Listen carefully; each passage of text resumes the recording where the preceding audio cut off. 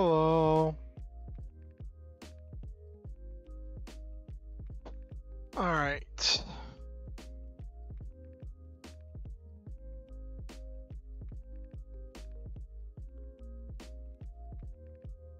Okay, let me let people know that I'm live.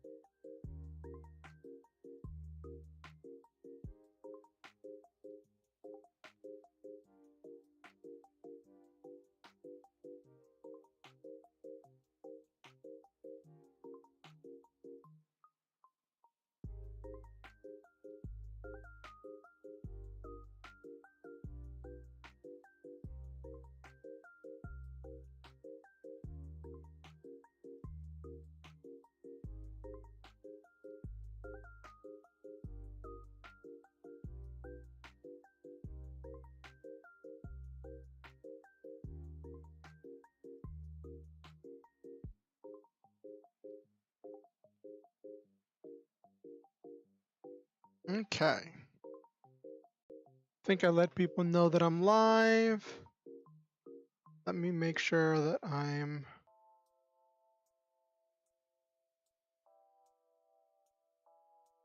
All right, yes, I'm live on the right stream. Okay, great. I'm late? What do you mean I'm late, Silva?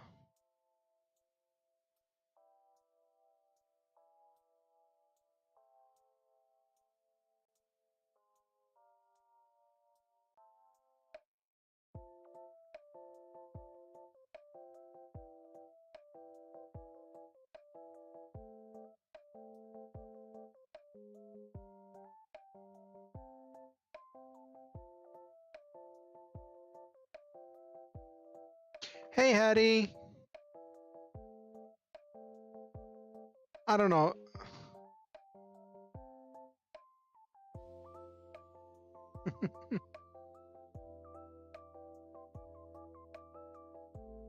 Alrighty. How are you doing? Yeah, I know. I know you are, Silva. You always do.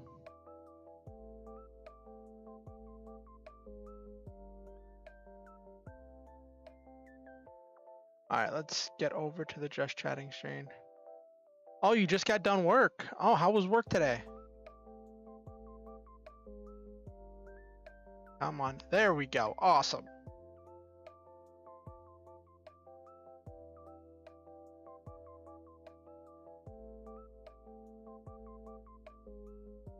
How was the new Zelda? Today was new Zelda day, wasn't it?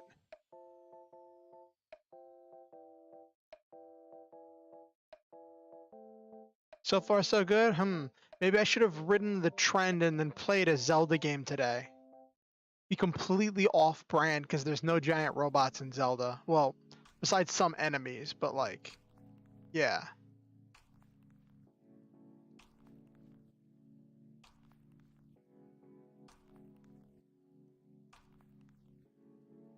I wonder if anyone's beaten the game yet. I know, wasn't there a lot of people that like got their copies early or something?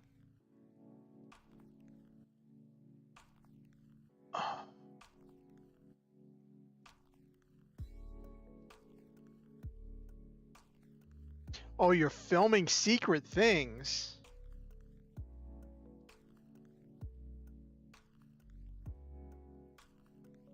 To just get to the end? Yeah. Yeah, speedrunners will probably find a way to break it. Hey, Naviru! Good to see you!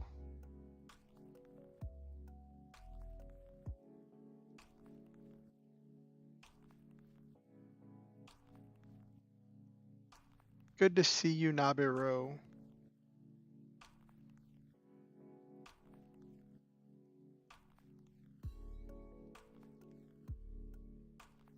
So tell me, how was everybody's week?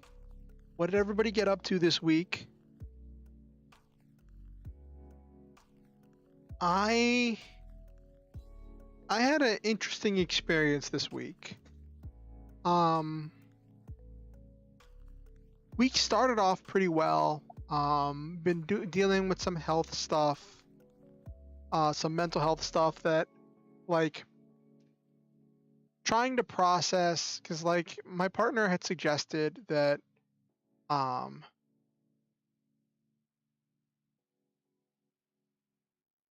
just waiting on your card. Still says 7. Now it's 8:30. Oh no.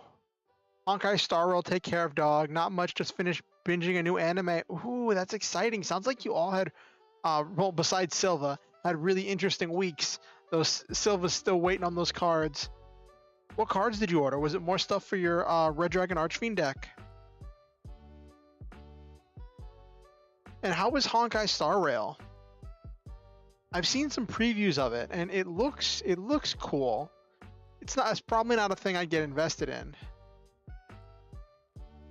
I'm sure you are. I actually just had some cards come in today for my Trap Tricks deck.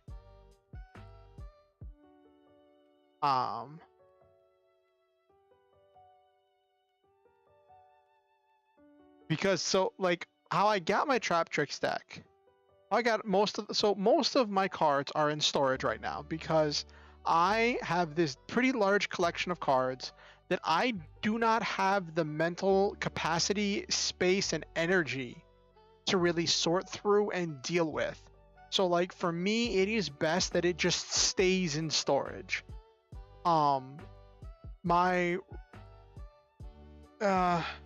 It's certainly free-to-play friendly, probably more so than Genshin. The gameplay is turn-based, which is great, but might not be for everyone. Comedy on point, though. Okay. And my roommate gets cards for me. I order cards for myself. It's like I'm rebuilding my collection from the ground up, but with only cards I need instead of all of the irrelevant commons and things that I collected over the years for my actual collection. And having a more compact collection has just been a lot easier for my mental health. And a lot of times my roommate will just be like, I picked this thing up here. I picked this up for you, and it's just like, surprise. Oh, Hattie Drago, thank you for the subscription. I'm glad my subscribe alert works.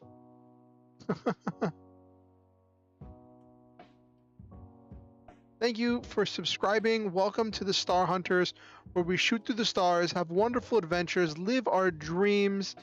Oh, did I just forget my motto? Sorry, I haven't had... Shoot through the stars, have wonderful adventures, live our dreams, and always stop to enjoy the memes. There we go. But yeah, it's so I like my roommate. It's full of memes. Oh jeez. Honkai, I've heard of Honkai. Wasn't that like a phone game or something? Honkai Impact's third. 42 pops up numerous times. Oh goodness gravy. Oh goodness gravy.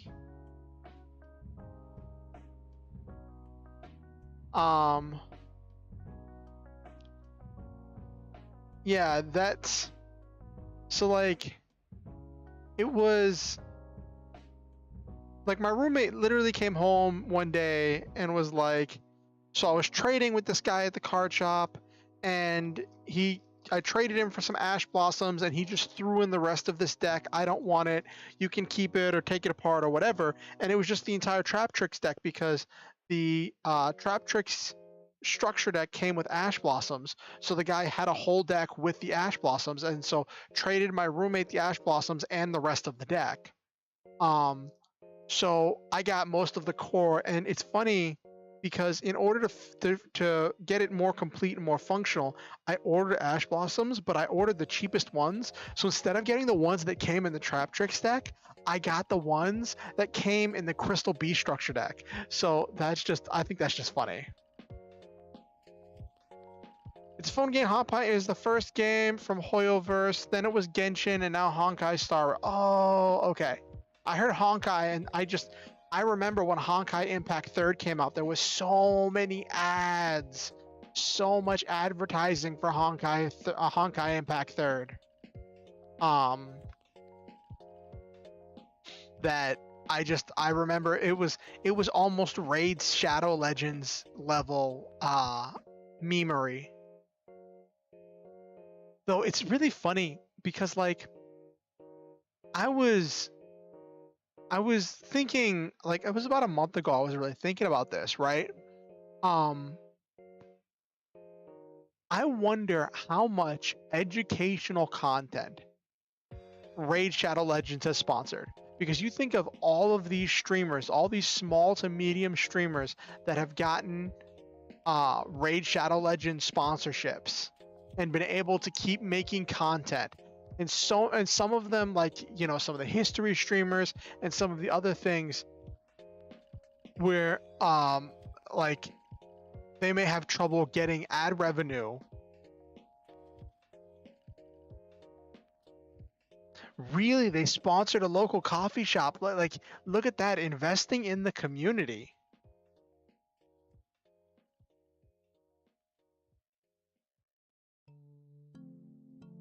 That is interesting.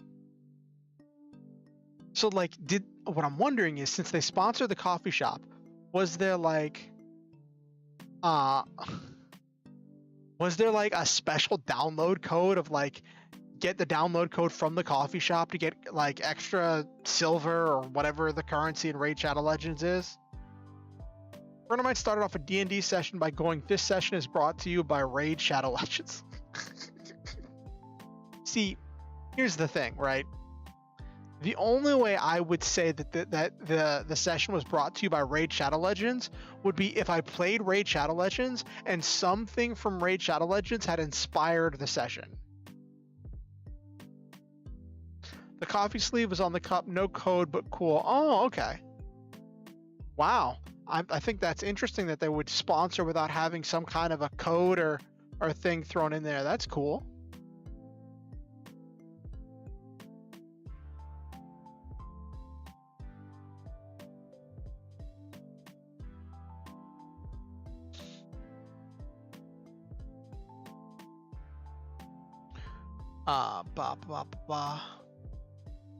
But yeah, Hattie, this is your first time. I think this is, since you subscribed, I think this is your first time coming to one of my streams. I know you from IRL stuff, but it is great to have you here, and I hope to see you around a bunch, because it is always great to have new people in stream. And for you and anyone else who's new here, I'll say, here we do some creative streams. I'll do some writing and some game development and discussion. But today is actually going to be a gaming stream. It's going to be a more traditional stream where I'm going to be playing some more of The Legend of Dragoon. I am bound and determined to finish this game. Oh, the wall in Zelda looks suspicious. Oh dear. Is it one of those ones where it's like, this must be a wall that you have to bomb? You have to throw a thing at in order to break the wall down.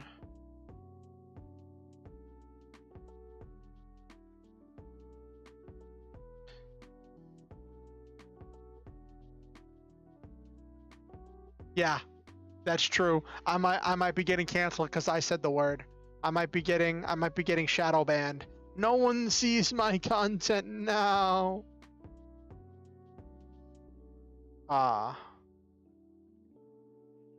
What game are you waiting to update? Oh, is that the one, the phone game? It's not Fate, because you said you gave up on Fate forever ago. You said there was a phone game or something, or some kind of game that you play that's getting ready to have a HoloLive crossover. Valkyrie Connect, yeah.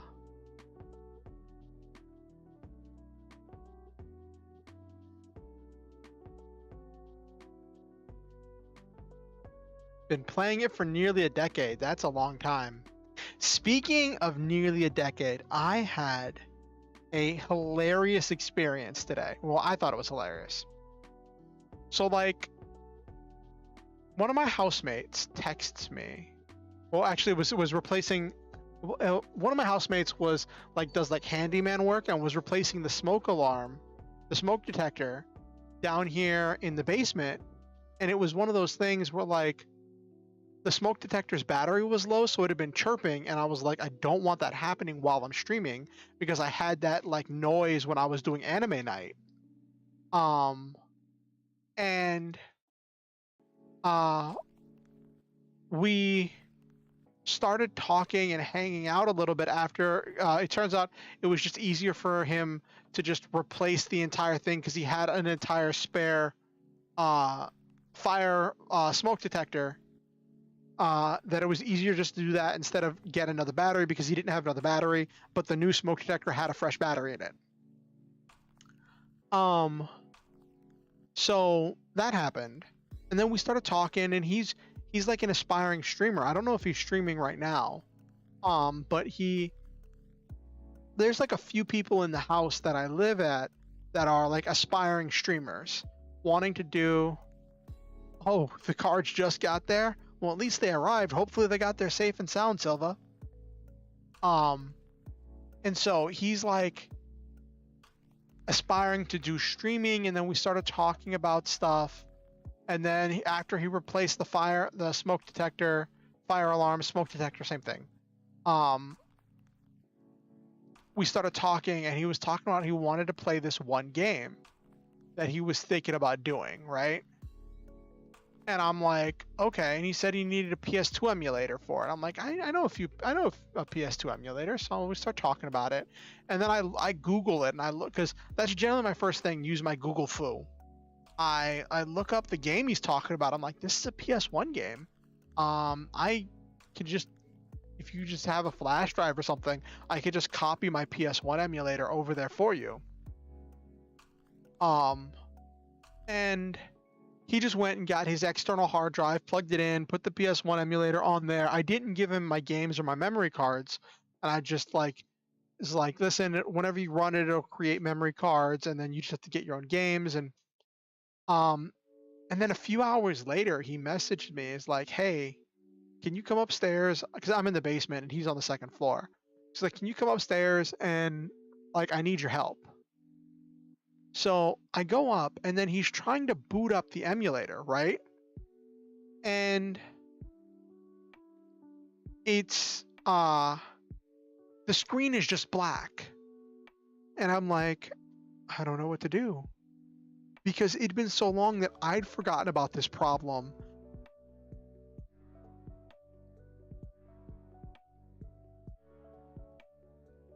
Honestly, I'm a bit disappointed with Hinderasu for these cards. I still lost the game, but it wasn't his fault. Oh.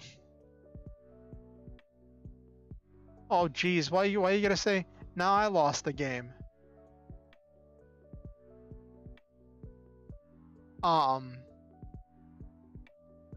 You expected a note with it saying the game?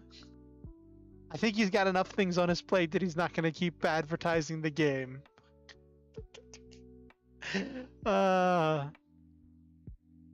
So like, and I did some Googling, right? Because I'm like Googling this emulator plus black screen problem. And the first thing that I saw was someone said, black screen problem, what's the fix? And the most upvoted suggestion was use a different emulator. And I'm like, that's not helpful. And the person's like, no, seriously, that is the simplest solution.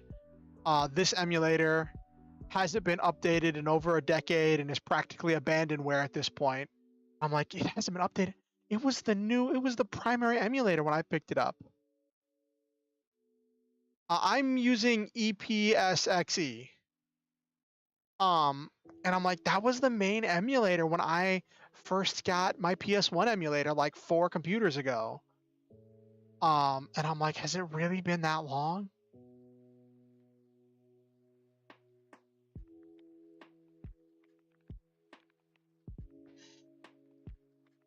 And I'm like, and then I realized I've had this emulator for a long time.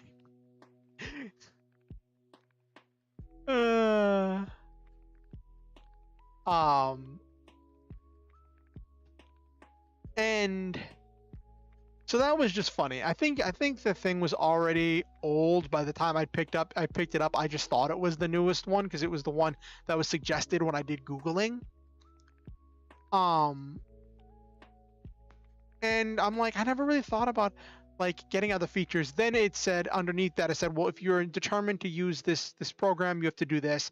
And I walked him through doing that, and then it booted up just fine.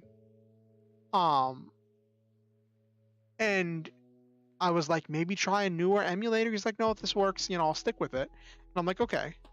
And I'm looking at like emulators, and I'm like, do I want to get a newer emulator? Would it have more features? Could it run better? I don't really have problems with this one, but like I don't want to lose my save files. So I downloaded one, and we're not going to be using it tonight. We're using the regular emulator tonight, the regular EPSXE. Just because I want to do some more testing before I stream with the new emulator. Because I don't want to like do hours of gaming and then like have it not save or crash or something.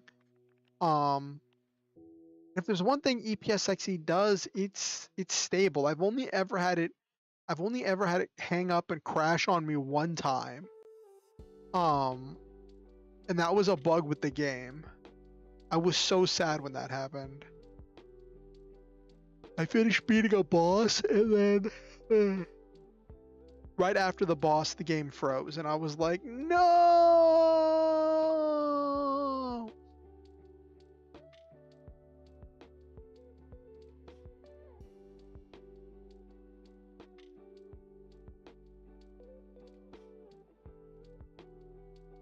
What in the world?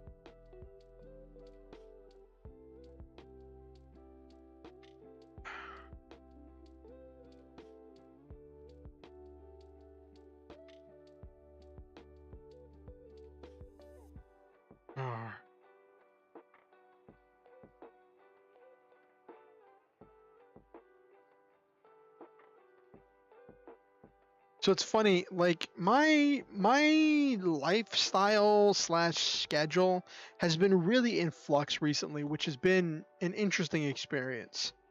For a long time I was sleeping a lot during the day, and then I was being super active at night. And then like over the course of the last couple weeks, like ever since I restarted my relationship, started my relationship anew, stuff has just been different, been awake at different times, and I don't know, it's just, I think it's just a coincidence that stuff started happening in my life at that exact time when that was going on, that my schedule just rapidly changed. And now it's like I go to sleep earlier and I wake up earlier, and then I'm active throughout most of the day, and then maybe I'll get a nap during the end of the day before I do my nightly activities. But like before, it used to be when I finished my nightly activity, whatever, because I make sure I do at least one thing a day, right? In order to make sure I don't like go into like a dark place of like sadness and depression. I try to make sure I do something every day. And something to get me out of bed.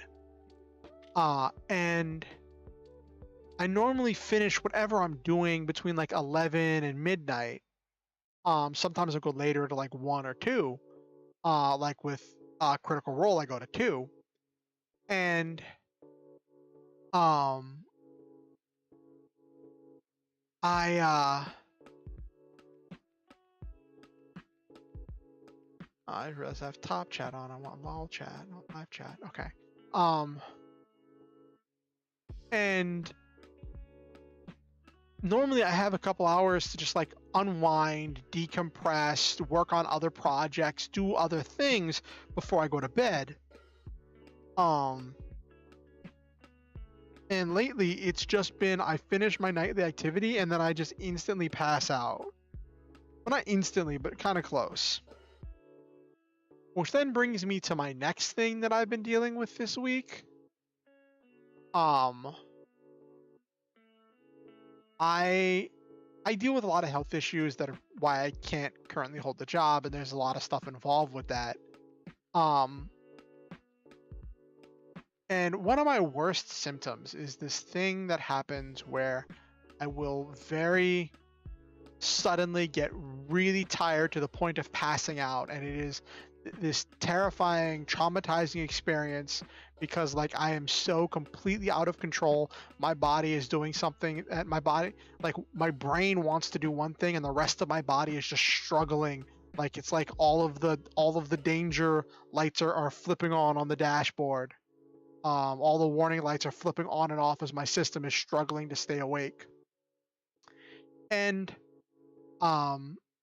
I just randomly saw a YouTube video earlier this week that highlighted what I think it is, something that matches the description really well, except the severity is just a lot more severe than it's described in the video. And it's called intrusive sleep, and it's a symptom of ADHD where sometimes when your brain isn't doing something, and it doesn't take much for you to just like lose focus on what you're doing or lose engagement, your brain disengages so hard that it causes an intrusion of theta brainwaves and your nervous system shuts down.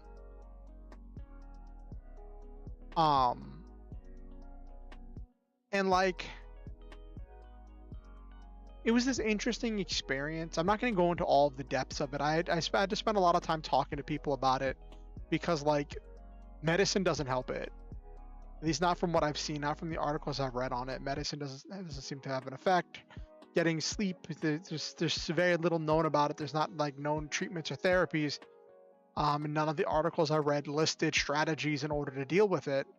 The video I saw gave some things about like keep yourself occupied, try to have a second thing that you're doing while you're doing something else, so that way even if you're not doing the first thing, you're still doing the second thing, like fidget spinners or other activities that you can be doing while you're doing something else. Those can help, but they're not guaranteed to help. But it was this difficult experience. Seeing that like there's not, it wasn't until that popped up that I realized there was still this tiny little glimmer of part of me that kept hoping that like if I kept doing everything my doctor said, if I kept going to my therapist, if I kept taking all my medication and paying careful attention to my health and everything, that at some point something would, I don't want to say fix me, but would like get me to a point where I could be functional again. I could go back to work or something. There was a tiny part of me that held out that hope after all of these years of just dealing with all of my health issues, and then finding out pretty definitively that like that's not gonna be a thing. Is hard. It was really hard. I don't want to get super heavy right now. But like that was my week, just dealing with that. Which was an interesting experience. And I've talked to people about it. I don't need like counseling or anything. I just wanted to share with you, because I like to share my life I like to share what I'm going through and my experiences. And this is definitely not a hopeless thing. It is just a confirmation of something that I kind of already knew. And it was really funny as I learned about it. Some of the strategies for dealing with it were things that I was already doing, that I'd already developed and started doing on my own, even before I knew that this thing had a name, before I even knew what this was. which I thought was really funny. But yeah, so let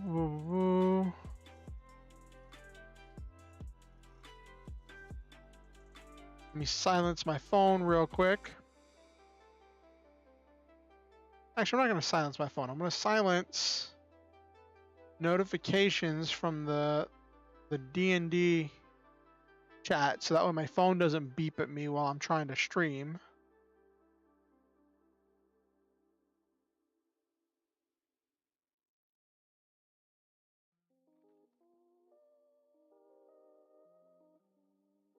Yeah, it really does.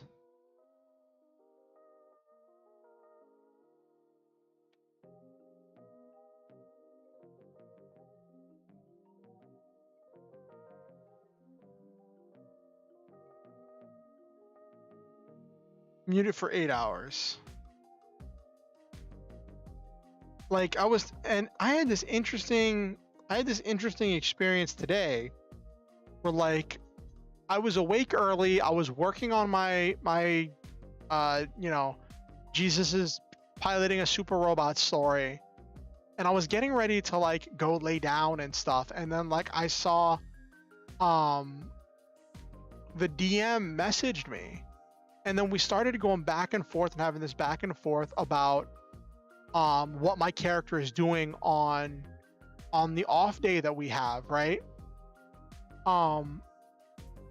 And it wasn't like a constant going on conversation, but the responses were happening quickly enough that I didn't want to just go do something else. So I kind of just sat there. I was pittering around, working on some other things, and I would just find other things to do while I was waiting for his message.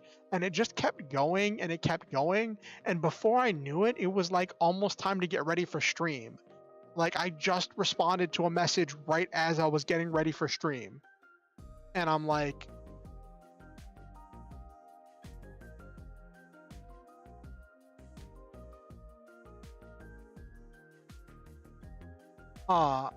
and it's a thing like where, and the DM had mentioned about possibility of me doing like a one shot, like a arena fight or something to gain some more XP. And I'm like, I guess, because I don't like being behind on XP, but like I said, for my mental health, I make sure I'm doing something every day. So like during my awake hours and the times that I'd be free, like I'm usually doing something, but we'll see. We'll see if something manifests tomorrow. It depends on when I wake up and when I'm functional. I have no idea. Maybe if I'm functional midday and I talk to him and he's not doing anything in the midday tomorrow, we can make something work. We'll see.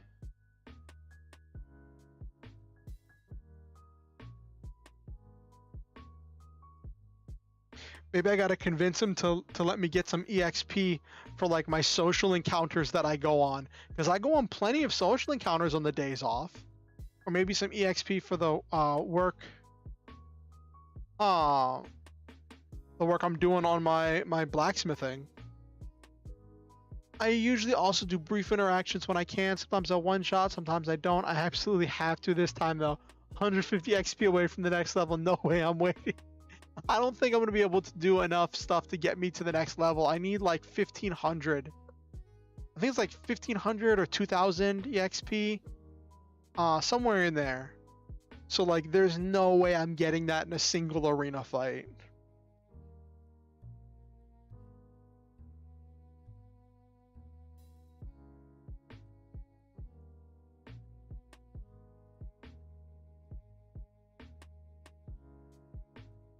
Though I actually I will share something with you all. It's almost time. Normally, so for anyone who's new, I know I said this is a gaming stream. I normally do some chatting at the beginning, at the end of the stream. Usually for like the first half hour at the beginning and the last half hour at the end. We just have kind of a just chatting, hanging out period of time before we actually get into the game. But before we get in, there's one thing I want to show you. So I'm in the story in our D&D game. My character recovered this this medal from the armor, from a bunch of like broken pieces of armor and warped and damaged scrap metal that we recovered from this keep that we were clearing out. That's full of that was full of these undead dwarves. My character, as most of the rest of us, had really agreed that whenever we had time, when we were free, we would come back and we would put all these undead dwarves to rest, because one of the characters in our party is a dwarf and was very unsettled by seeing these unnatural things of these undead dwarves. But my character wanted to go a step beyond that, because like dwarves have been really good to my character. Like my character is lauded as a hero in Hammerfell, a dwarven city. And not as much of a hero as Zandra, but just like I helped with the fire. So like I'm welcome there. And also just wanted to do something to tribute for these dwarves that had lost their lives and become undead after we laid them to rest. And I just kind of got it in the back of my head that I'd do that. Yes. The hero thing, the hero bit just kind of happened. It really did. I think that's what makes it so beautiful and so important, is that it wasn't a thing that your character was trying to do. It was a thing that happened as a natural response to the things your character was doing already.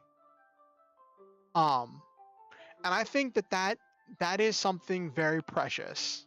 That kind of natural development of a reputation around your character. So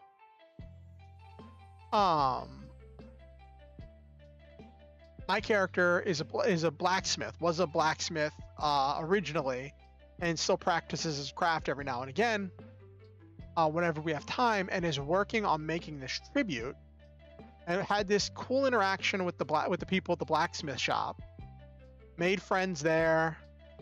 Got a cool thing, and made some progress on my tribute. I decided the tribute's going to be a dwarven shield with an inscription around the edges. It's going to have engravings on it that's going to be like a lot of these dwarven symbols, and I'm going to put it near the throne at the back of the keep after we clear out all of the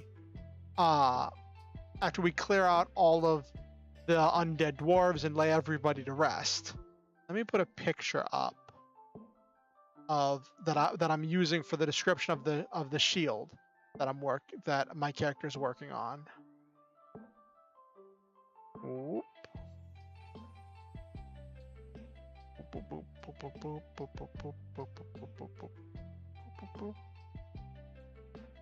All right. Of course it's huge. Of course it's huge.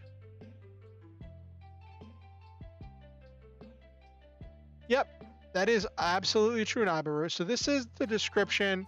It's not going to look exactly like this, but this is like some idea of what I want it to look like whenever it's done. And the inscription...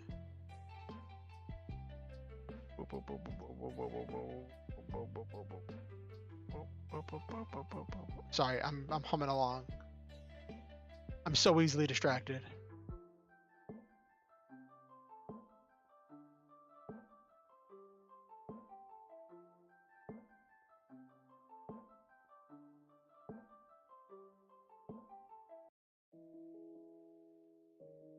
Ooh, interesting, Hattie. You found what sphere you're siding with. Okay. In the coming conflict.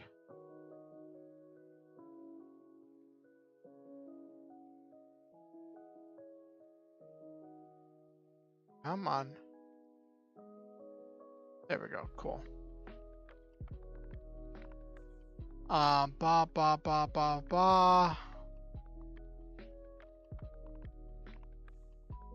So, the inscription that I'm going to have around the edges of the shield is going to say, "Rest in peace, brave warriors of Dig Kaldor. You have always respected the stone, and unto it you have returned." That's what I'm going to have engraved around the edges of the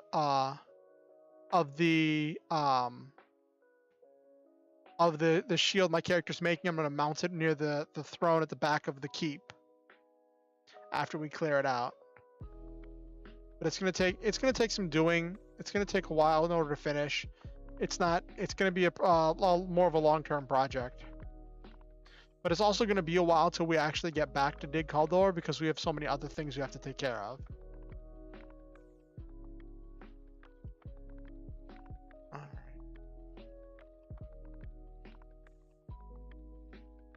So yeah, that's what my character's working on. And it was nice having some good interactions. I wish I could get XP for those character interactions and like my skills, like applying my smithing skills. I wish I could get some XP for that. But we get XP for using spells and stuff and for like solving puzzles and whatnot. So like I don't want to push it too much.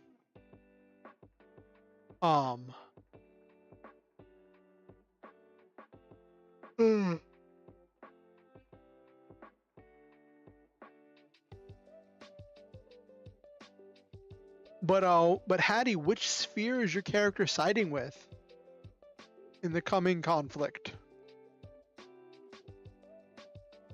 Matter. That's the one who you just saved, right? Like you saved their herald, right?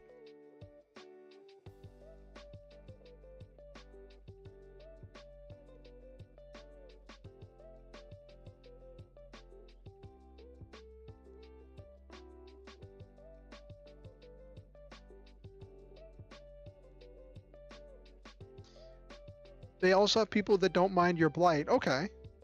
I mean,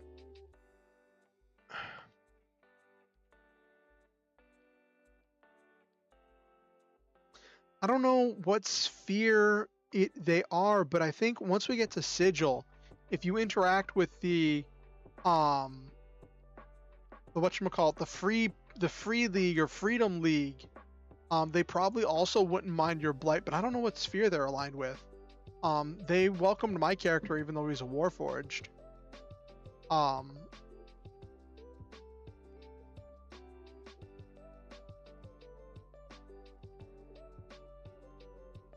Yes, Nabaru, exactly.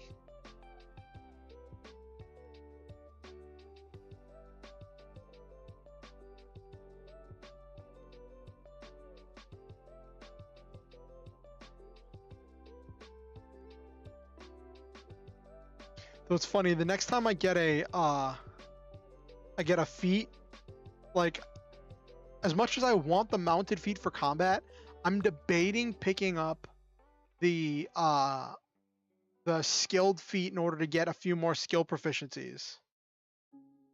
Because my character's a charisma character with no proficiency in persuasion, deception, or intimidation. Or performance. So like I have no proficiencies in any of the charisma skills, but I'm just naturally charismatic. So I'm really tempted to just like pick up the skilled feat and have that represent my character gaining new experiences and learning things as we've gone on this adventure. All right.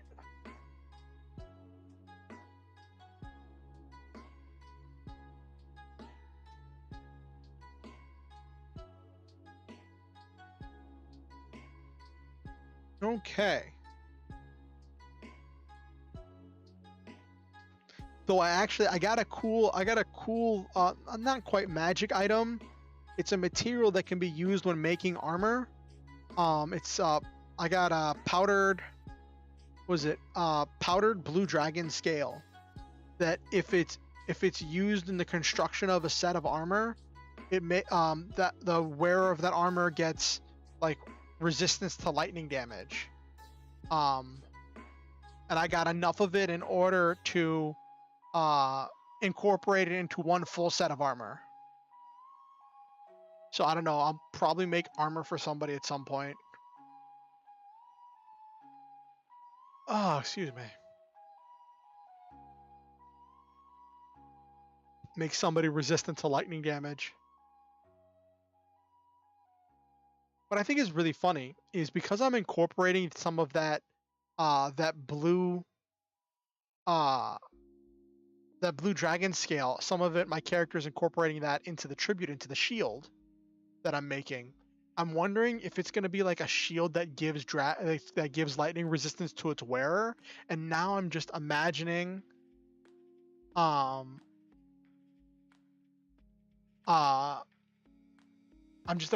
someone going into Dig Kaldor and finding the shield my character made and being like, "Oh, this is epic! I got an anti-lightning shield,"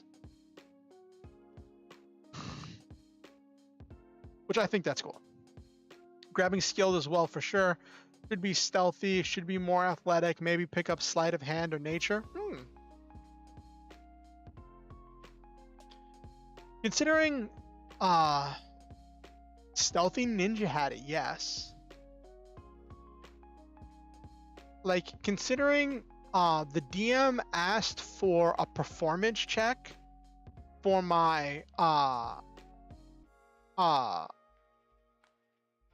smithing, and like I didn't know that he was asking for my smithing. I didn't know what he was asking for, but like I'm not proficient in performance, so I was just a +5 because of my charisma. And like there's part of me that wants to be like, well, I'm proficient because I'm proficient in blacksmithing tools, but normally doing a tool check is an intelligence check, and I have a +0 to intelligence. So if I just did with my proficiency modifier for a for doing that check, it would have been a +4. So I'm like, I'll take the +5 over the +4.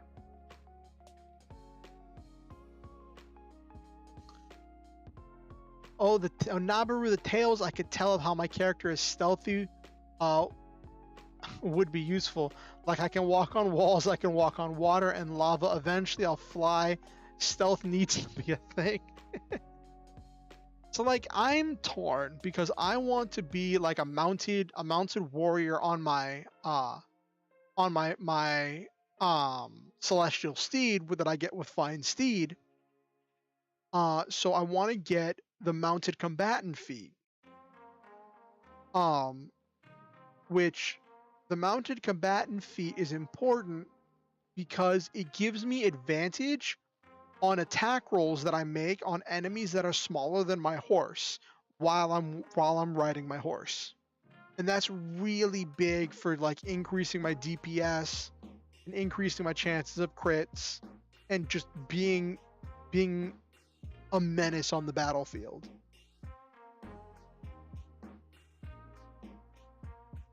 Albeit I could arguably still do some pretty good stuff on the battlefield with my horse, just because of the mobility it grants me.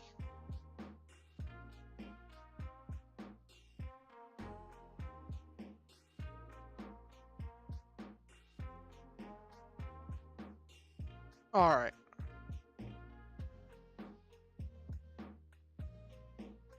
All right, it's been a little bit. It's going on 9:20. So let's get started with the actual meat and potatoes of tonight's stream.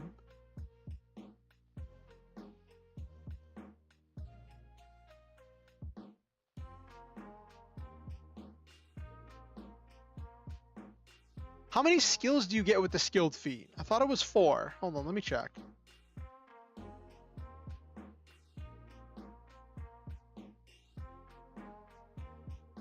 Oh, it's 3. Okay.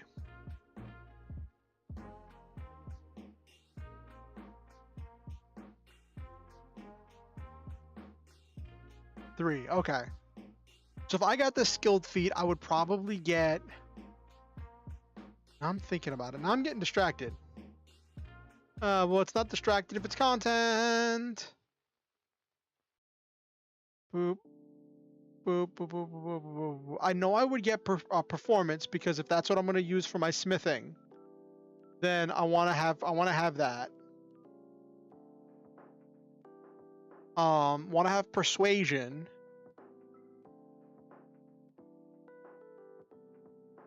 I don't know if intimidation would be what my character wants. Definitely not deception, because I'm not a good. Well, I use deception in order to like keep people from seeing who I am.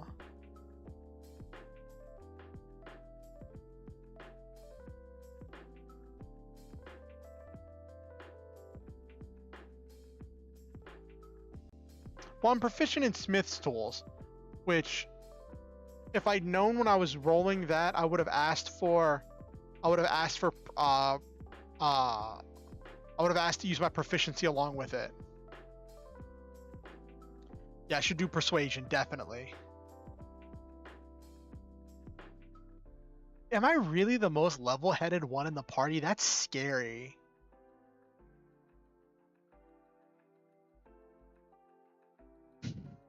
Yes, exactly, Nabaru. Persuasion skill to persuade people to buy my wares that I make as a blacksmith.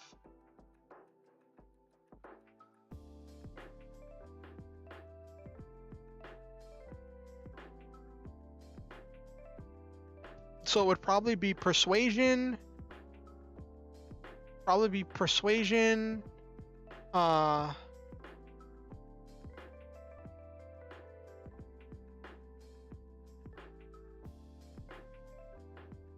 Oh, okay. Oh, that's cool. You get to be super flexible, Hattie. I would probably do persuasion, performance, if that's what I'm going to use for my smithing checks. Maybe insight.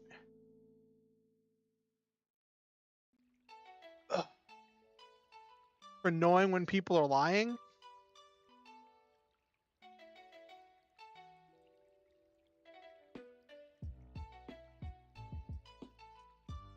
So I know, like, on the one hand, because I'm also not super pressed about the persuasion. Like, on a lore thing, I'm kind of like, I want the persuasion, right? But from like a metagaming mechanical standpoint, I'm not, now that Kevin's back in the party, because Kevin has high persuasion. So I'm not entirely sure if I want Kevin to be the face of the party talking.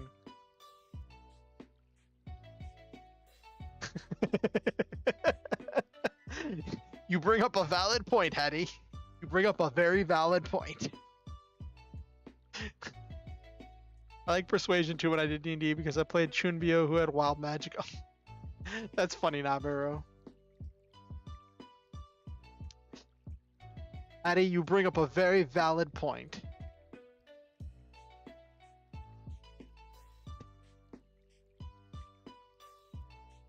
Oh my gosh. That's a lot of responsibility. I didn't even realize that. I hadn't really thought about like myself being the most level-headed character in the party. Because half the time, like whenever we're doing stuff, Silva jumps in and starts barking orders at people.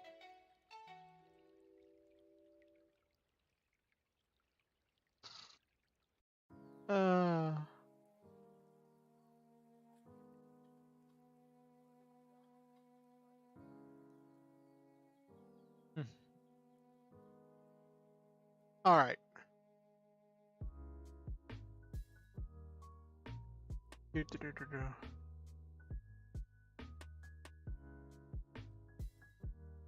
know what, Nabaru? I'm going to take comfort in that. 1% more level-headed than the rest of them. I'll take it.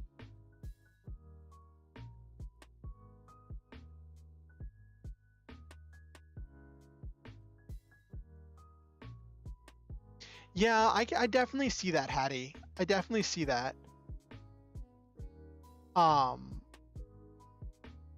Trying to make sure that we talk, we discuss, we weigh our options before we make a decision. Like sometimes we need to make a snap decision, but if we have time to discuss, we definitely should.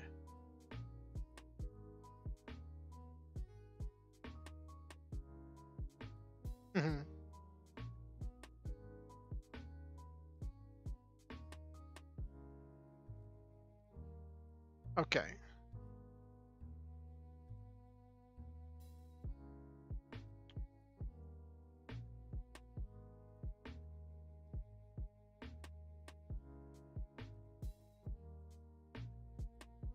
Yeah, you bring up a good point, Silva. There are sometimes people who get stuck on the first, whatever the first idea is,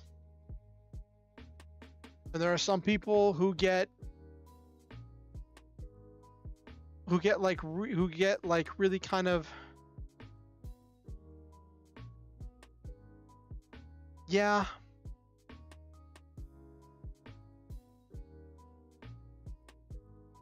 There's some people who get really like kind of I don't know how to describe it. I guess like a defeatist attitude.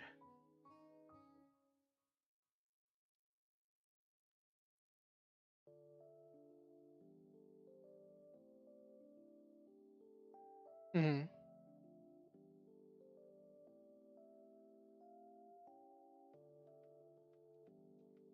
And I know I'm guilty of like sometimes being like, oh well, we're all gonna die, and just being and having this thought process of like just from my past experiences and from like my experiences in other games, my experiences running games, I've like and some of my own anxieties and fears. There have definitely been times when I'm like being overcautious, overthinking things. Um, because I'm concerned about all of us getting wiped away. So I really like this character. I've put a lot of time and effort into this character, and I really like him. Okay.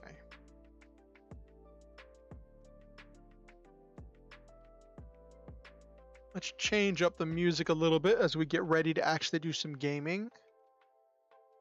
Like I promised, I swear it's a gaming stream, I swear. You know what? I'll leave this up to chat. Chat. Can I make a poll? Yeah, Silva. I'll just ask. I don't feel like opening up uh YouTube Studio and making a poll. Um,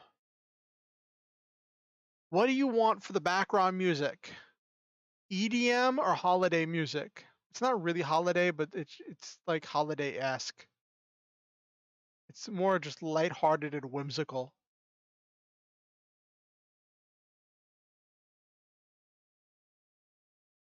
EDM? All right, Hattie. All right. My music I have from yeah. The music I use is a playlist. Our playlists I got from streambeats.com.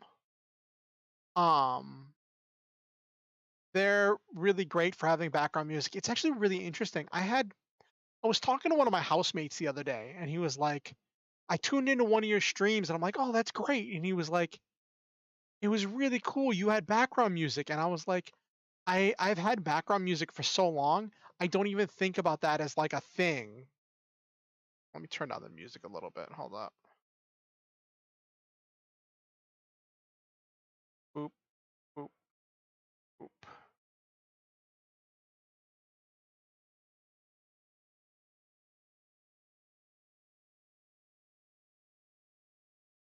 Boop. There we go. Cool. Turn that down a little bit.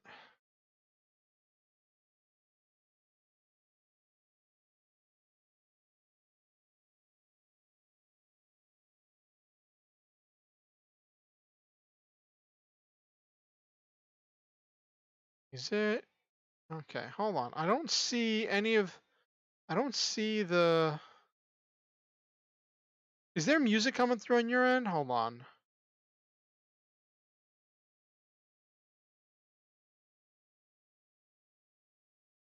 No music. Okay, hold on.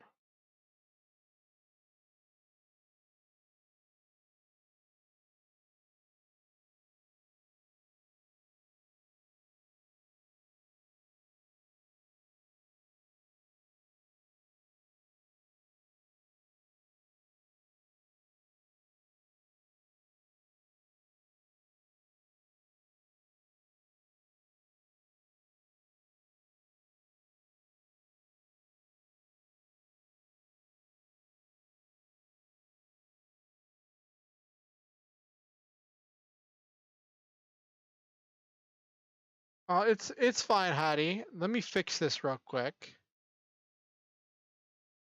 Tell me, Nabiru, and anyone else, besides Hattie, has there been music all stream up until this point? You hear nothing? Nothing, Silva? Okay. There was? Okay. Me do.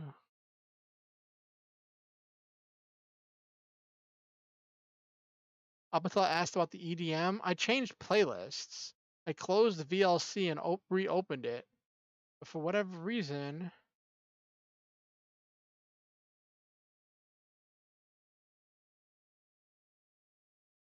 you would hear it even if it was super low.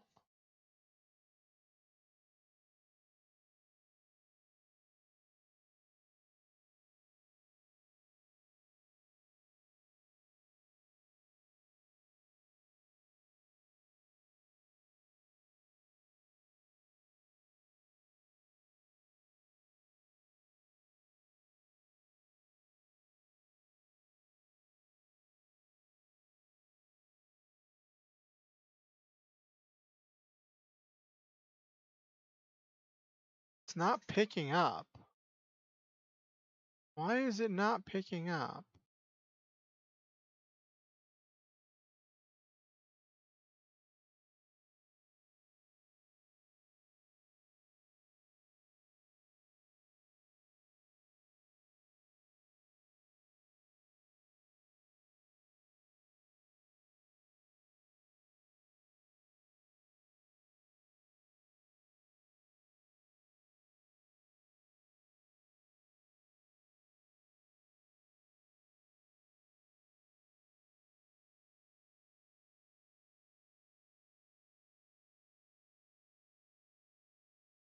Do-do-do-do-do.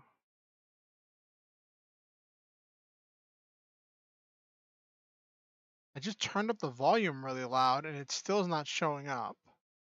So, for those of you who don't know, I use audio capture, to capture the audio from specific windows. But I use the plugin.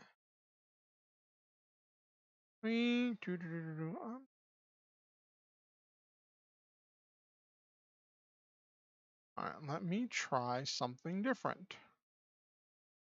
Let's try using the one.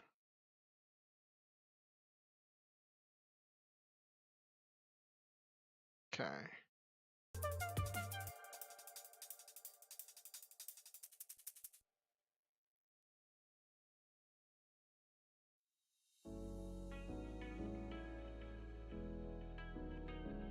You heard it and it was gone? Okay. So for whatever reason, the version I have from the plugin stopped working. Oh, let me turn this down a little bit so it's not super blaring in your ears. I had to create a new thing using the new in beta audio capture instead of the one I have from the plugin. That's interesting. I wonder if the plugin's like not being updated because it's been added natively now. That's gonna be annoying if I'm gonna have to convert all of my audio inputs into the new audio inputs. That's gonna be really annoying. All right, let me get the audio going so it's not super loud. Now it's a different music. Okay, Nabiru. I see it on my. All right.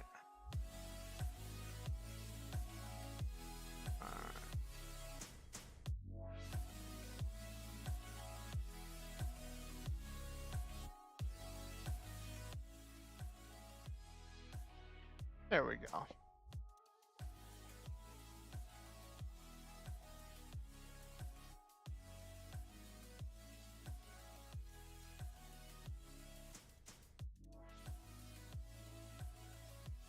That was weird.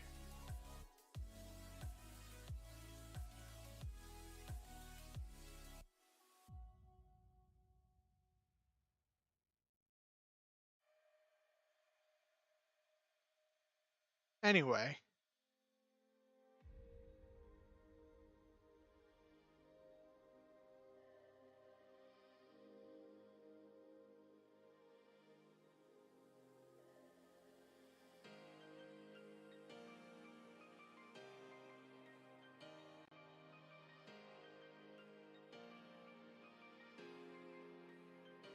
That's a good question, Hattie. Have you ever played or heard of The Legend of Dragoon?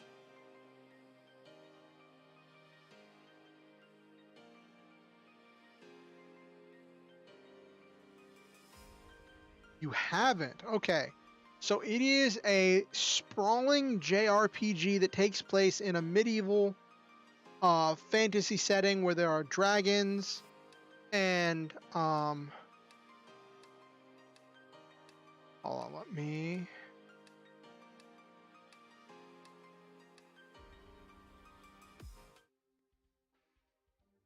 There we go. Cool. So there are dragons, and all the dragons have this thing right behind their eyes that's called the Dragoon spirit. That's like their essence. And certain warriors who are chosen can can grab this crystal and use it to transform into a warrior wearing dragonic armor. And the dragoons are called together by destiny in order to face great evils, and you're on a quest through this like war that's happening between these warring countries as people are vying for power. And the main character Dart is trying to hold on, why is my the main character Dart is trying to uh find his way in the world after like his village was burned down, because standard main character stuff. Okay, let's. Yes, people do magical girl transformations.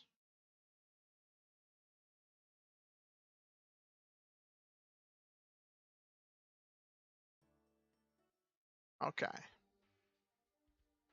Which reminds me, let me check my additions. There's this really cool mechanic in this game where when you attack, you have like to do special timed button presses in time with the motions of the character in order to increase your damage output and the amount of energy that you build from your attacks.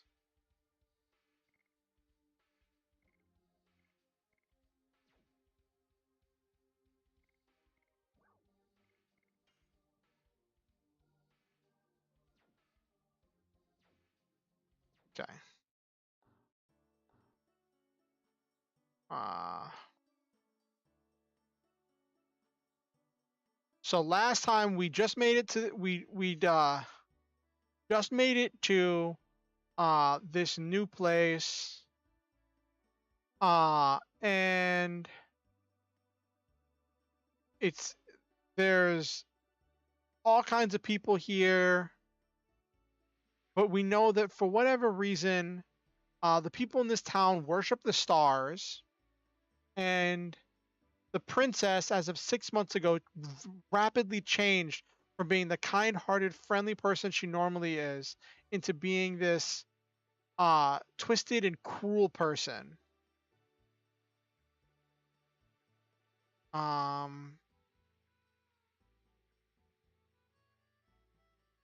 think I need to.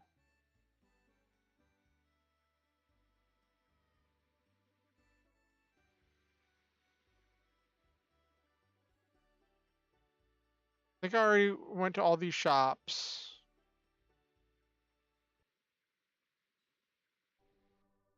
Yeah, that's the removing status effects place.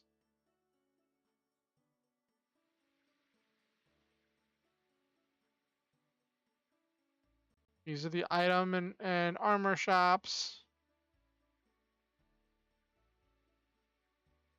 Okay.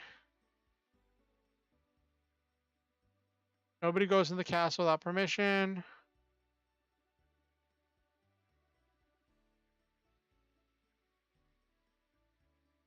So what do I do next?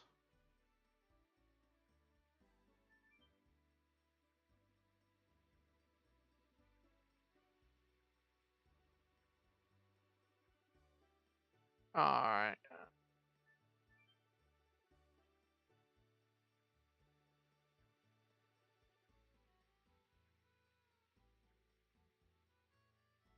I think I've talked to everyone here.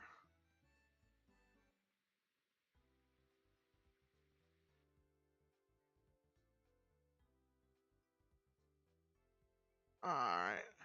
Nope.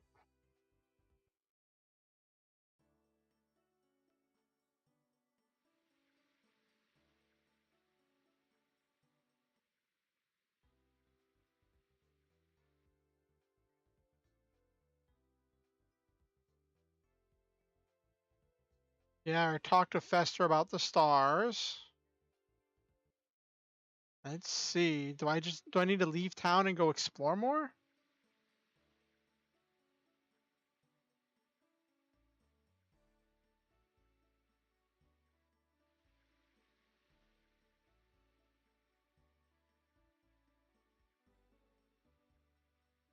Where?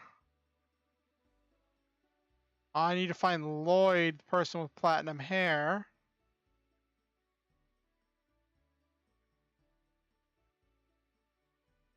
Princess Lisa's the second princess of the country. She is the baby sister of Princess Emile. Okay. Da da da with green.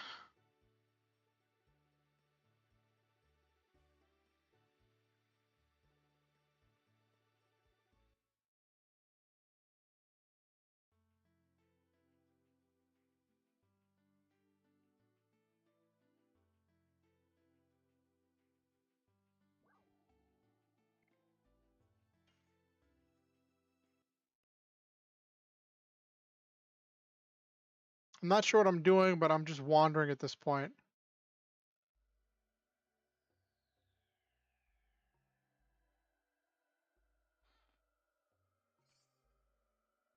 Warrior dress.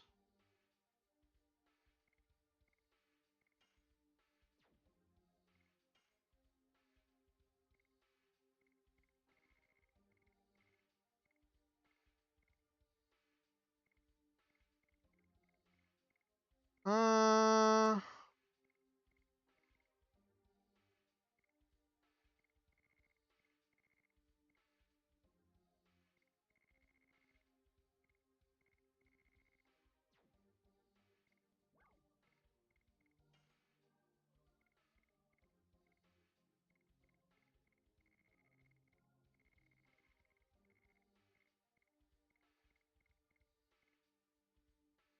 Who wears it though?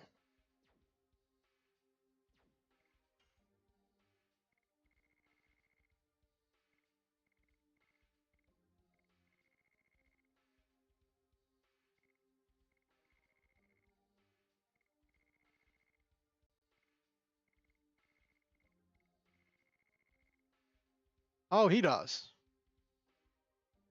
Okay.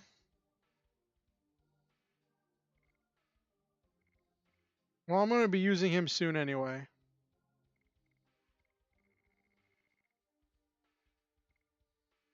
That's a lot better than the one he currently has.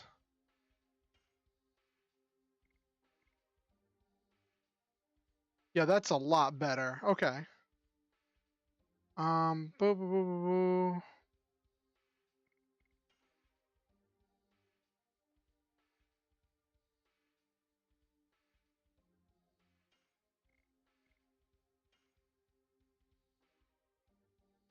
I want to level up Hastiel.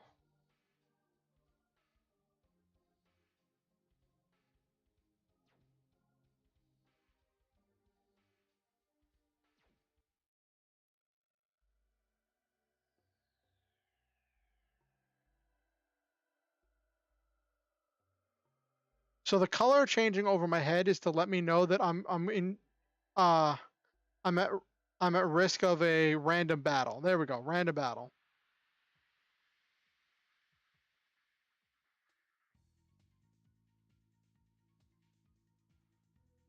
Ooh, what's this? Some centaurs.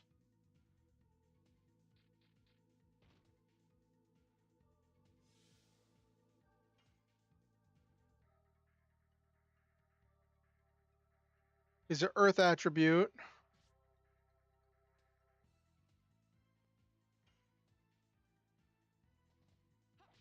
Too early.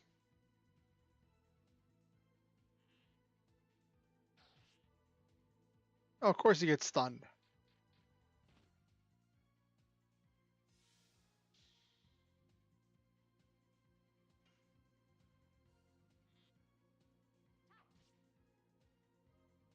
Okay.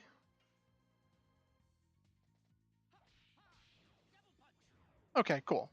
That was good. The first editions are always pretty simple.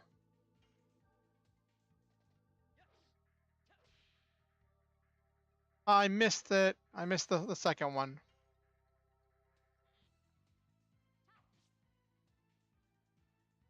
It's kind of like a rhythm game, sort of, but it's different. Oh, he missed. Of course he missed.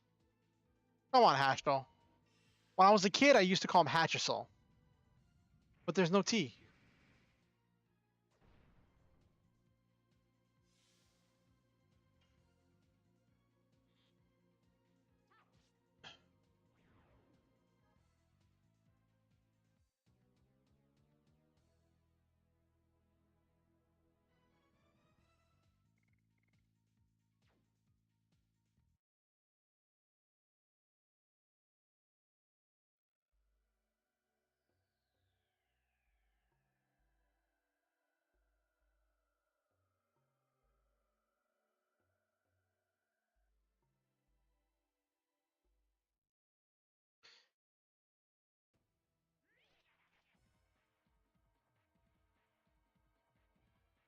Okay.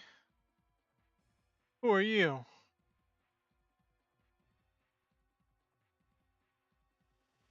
Oh, should be a quack. Ha ha ha.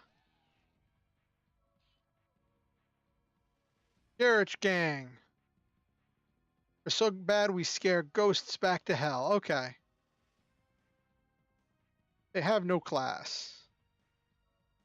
What did you say, yo, Mappy? We should cook these dumbheads. Dumbheads.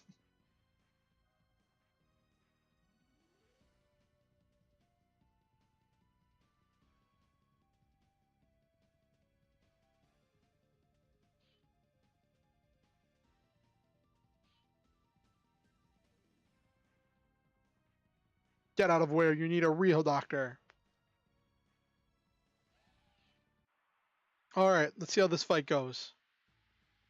See if I can get some good hits with Hashtel to work on leveling him up.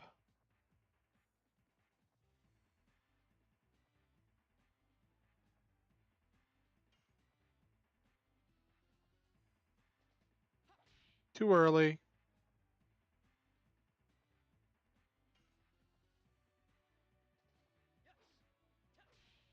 Too late.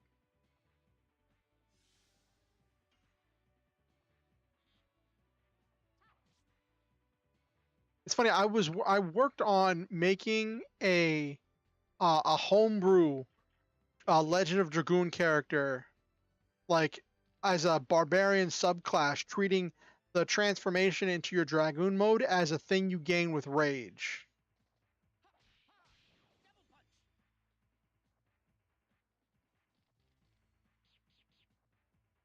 Oh, geez, that's a lot of damage.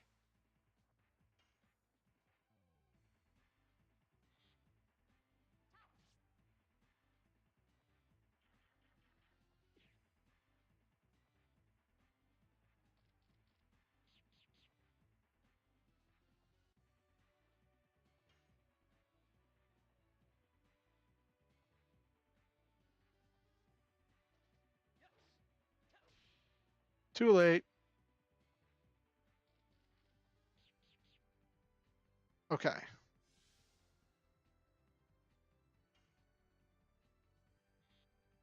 Let's see if I can do this properly.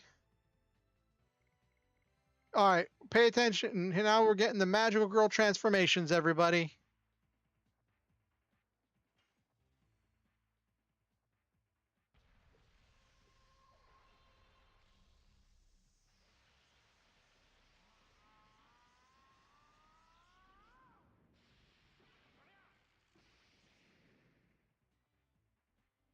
Yep.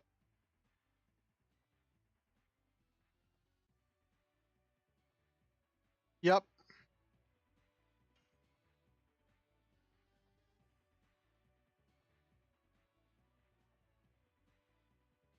Come on.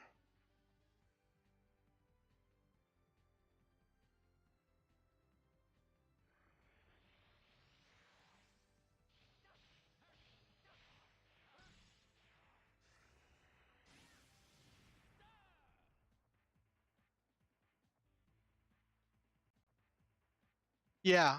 But yeah, so I worked on a subclass for Barbarian that like did that. And it's funny when I was asking our DM to take a look at it, right?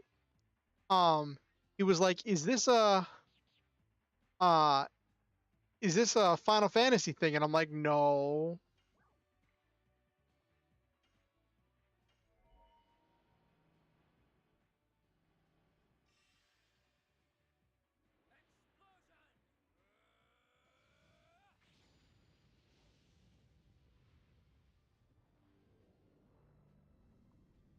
Yeah, because Dragoon and it's Silva's always talking about wanting to play a Dragoon from Final Fantasy.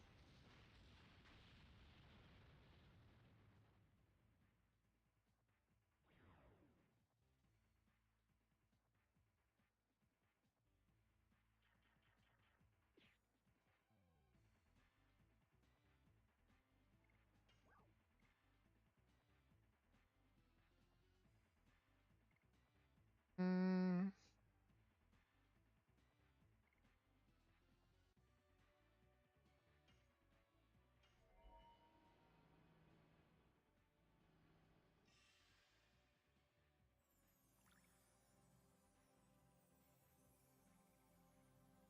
this is probably a mini boss battle, so I don't need to be using this, but I wanted to show off the transformations.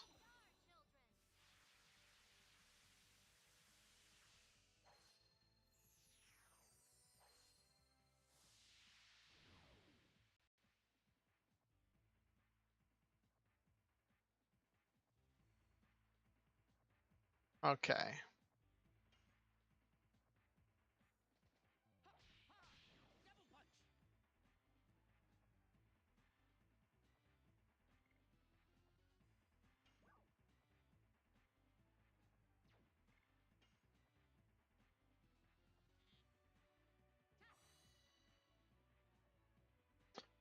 Well, no, Polearm Barbarian is actually one of the more underrated builds. Now I kind of want to try Polearm Hexblade Warlock. I think my default style is always having both magic and melee. Hey, that Gish. Uh, it is always delicious whenever you land some good shots. Uh,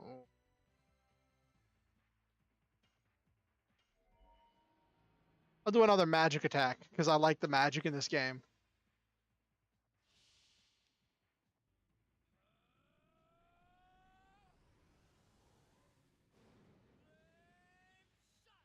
I remember when 5th edition first came out and I was running it with my friends and um I made a DM NPC in order to help covering some of their weaknesses and to guide them a little bit.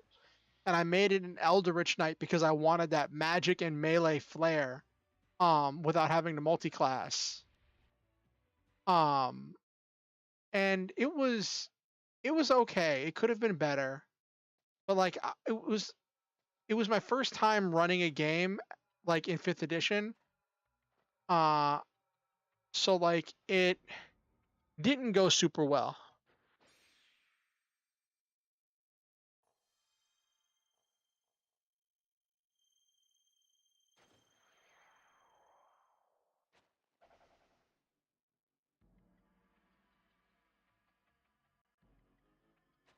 No, he took my thing.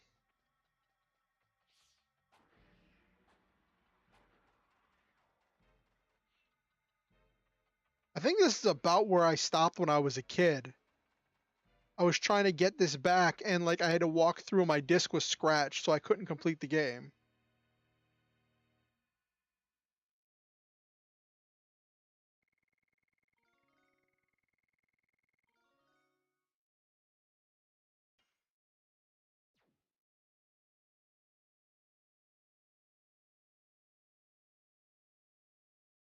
And of course I lose the Dragoon spirit.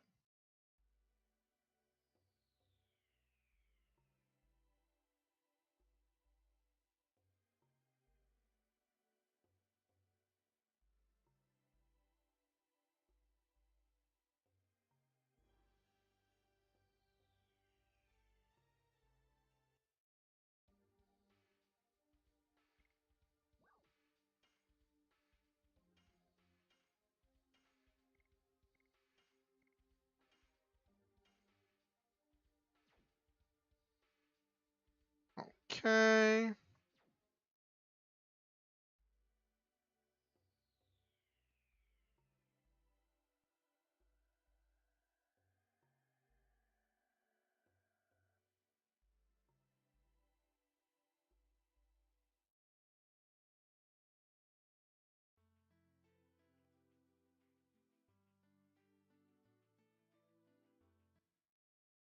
Okay. Ooh.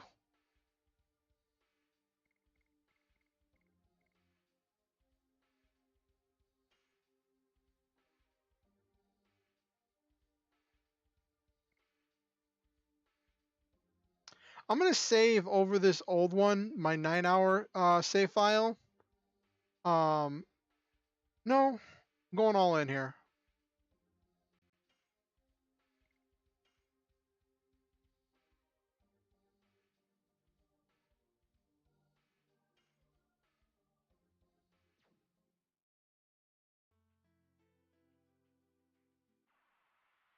I think this is where I'm supposed to be going. Supposed to be heading to Donahue, but that should be filled with uh forests and stuff.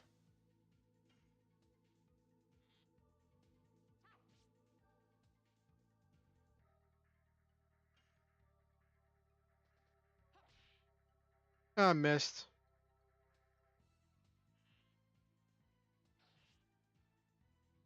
Oh no.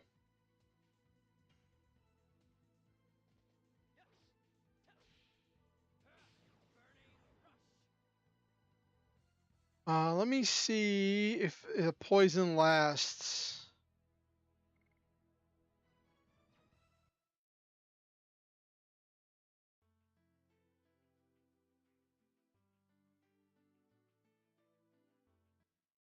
He's still poisoned. Yep.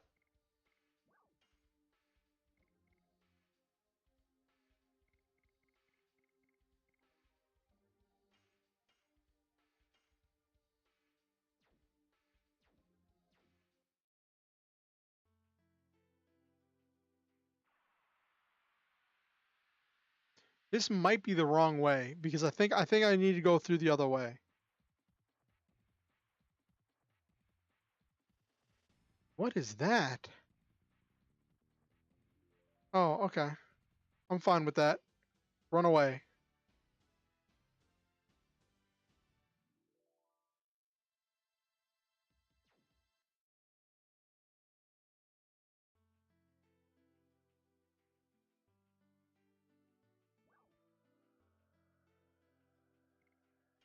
Let me see if I can enter if it even lets me walk around in here because normally it's a fairly linear game.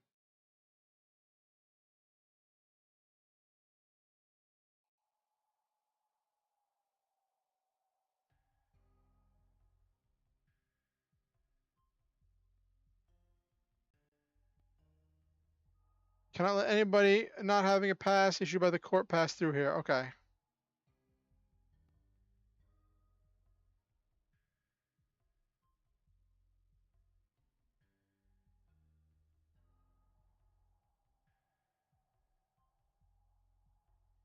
Okay, so I can't go into this valley. So yeah, this was the wrong direction.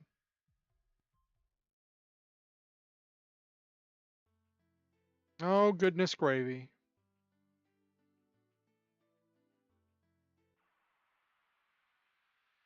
Definitely getting that grind for that level up, that XP.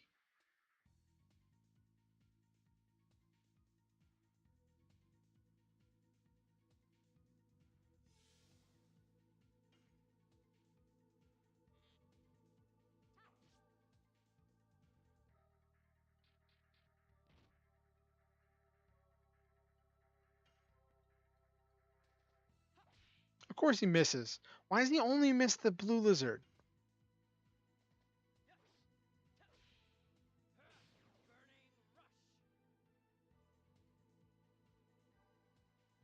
Oh, okay.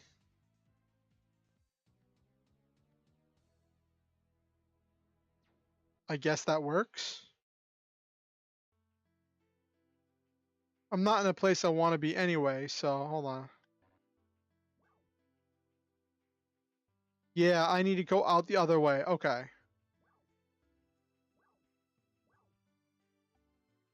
Oh, I can zoom out all the way and it tells me where I need to go. Okay. All right, so I'm going the right way. Okay.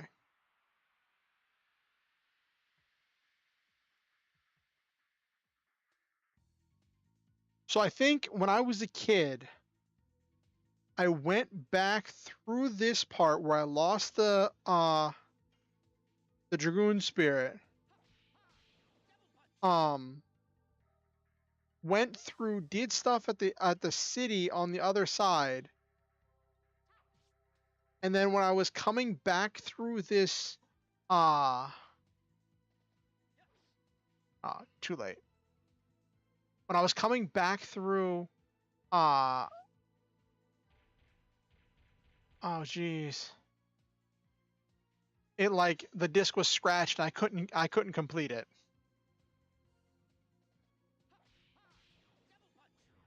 Okay.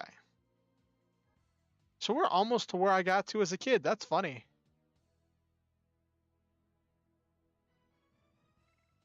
I think there was a part of the game where I had to put back in disc 1 and my disc 1 was scratched.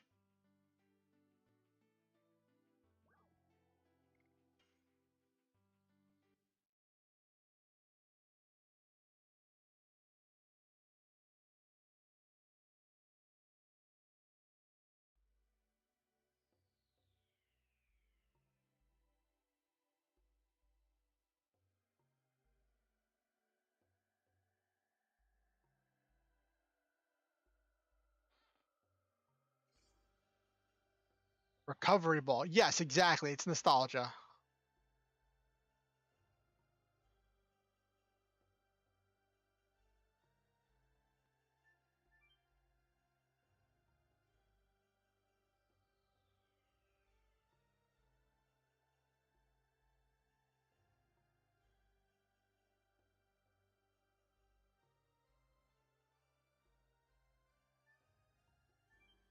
Oh, that was a dead end up there. Okay.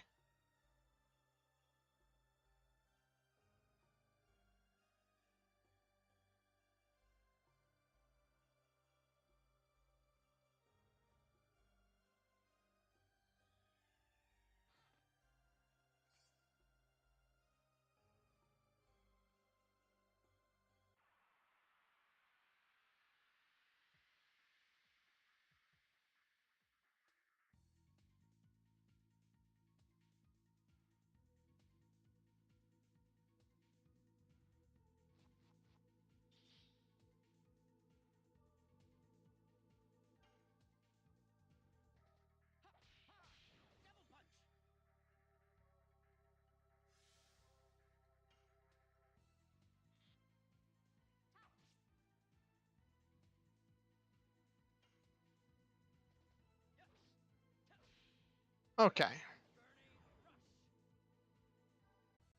Fighting through pretty easily so far. So one of the things I've read whenever I've read reviews of this game is that like in the late game, the Dragoon forms just become irrelevant because your additions become so powerful.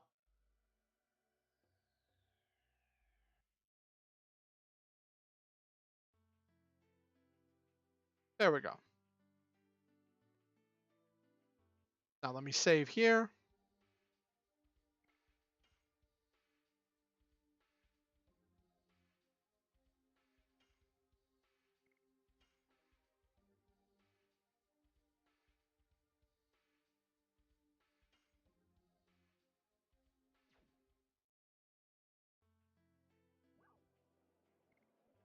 Let's enter this flower city.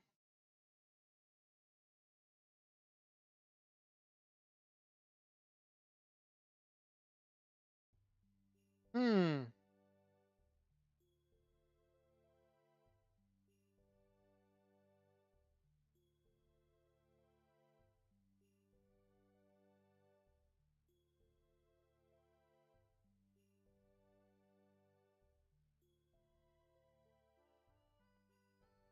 They knew people love speed running games, so they skip the Dragoon moments they make irrelevant. That would be interesting. I've noticed so that's one thing where like all of the not all of but some of the things I've seen where people tried to homebrew Legend of Dragoon as its own the Dragoons as their own class for D&D tried to replicate the addition system and the guard system um with not that much emphasis on the Dragoon form, and I'm like, I think the Dragoon form is the coolest part, so that's the part I want to duplicate. If anything, I want to improve it. Really are covered in dust. It's natural the girl would make that mistake. Don't stare at me like that.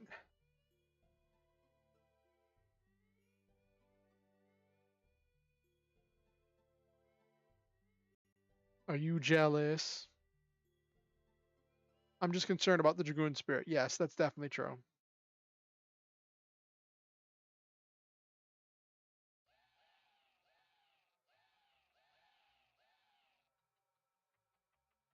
What are you going to do? We're deciding now. You're one of the sacred sisters of Millie Seizu, aren't you? You have such a pretty face, don't you? Oh no. Selling her will make us rich. Don't make a noise and we won't harm you. Somebody help. Oh, Lloyd's here. Gentleman over there, please. Just go away or you'll be sorry. Are you going to get in our way? Please continue. Oh, what? You don't mind dying. Oh no. You're the one to die. What did you do? Shall I continue?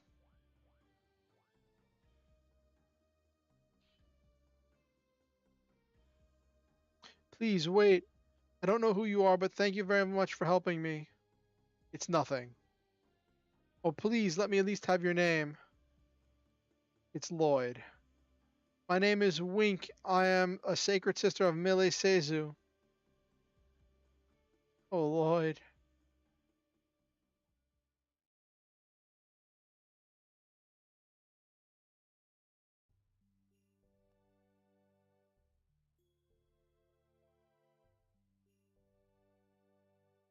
In order to survive the city, don't mess with us.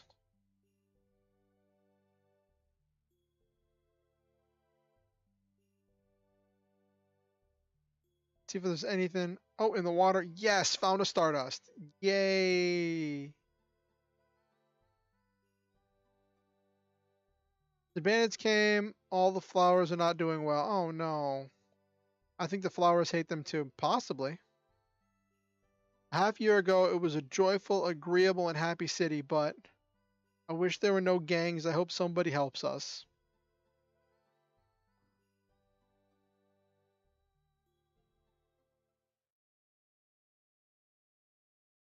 Why did you go, Lynn? We're having a wedding soon. It's impossible to have a talk with the Garricks. Who are you? We're not bandits, really. There's something wrong, isn't there? We might be able to be of some help. Tell us. Yes, of course, intruding. That's a hero's duty, right? It all started this morning.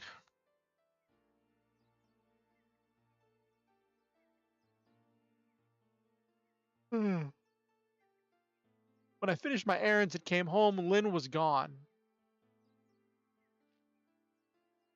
In his letter, he says he's going to try to persuade the gangs to pull themselves out of Donu. I'm supposed to wait for him at home. He left the letter? I have an idea. If I show this letter to the mayor, he might do something to help. The mayor is Lynn's father. Ooh, okay. All right. Mayor's kid getting in trouble.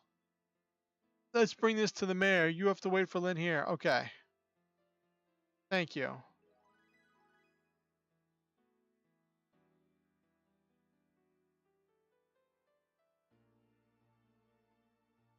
Okay.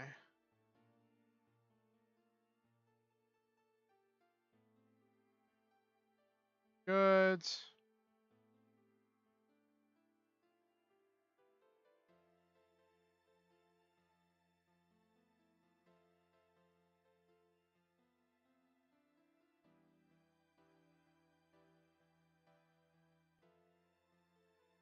Okay. Well, I got some. I got a mini quest in the first thing.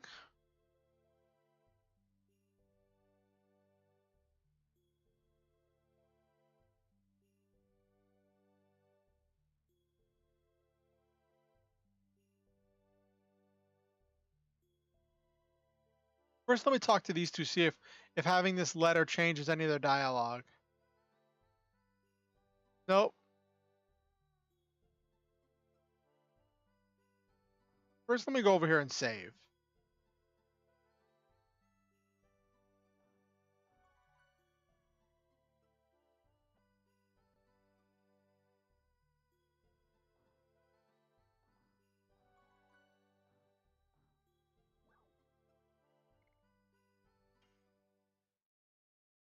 Let's get that healing.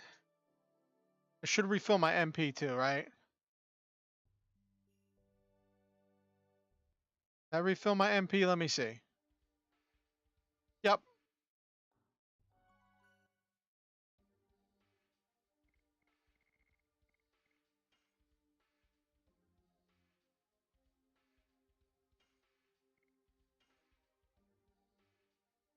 Okay. Up to 10 Stardust. I think that means I unlocked something if I go back to the Stardust person.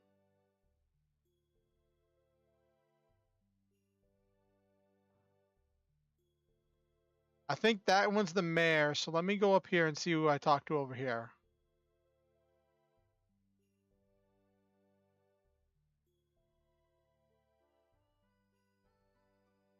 I'm looking for the person who saved the life of Sister Wink.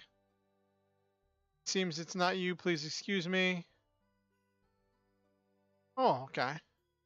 Your warriors aren't you? Have you heard of the name Sister Wink? Sorry, I thought you were someone else.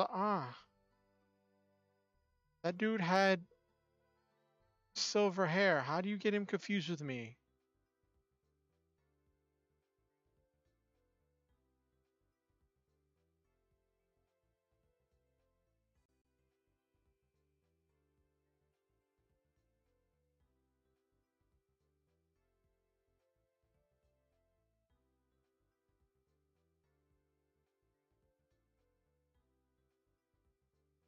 I don't see Pa and Ma flattering gangs anymore.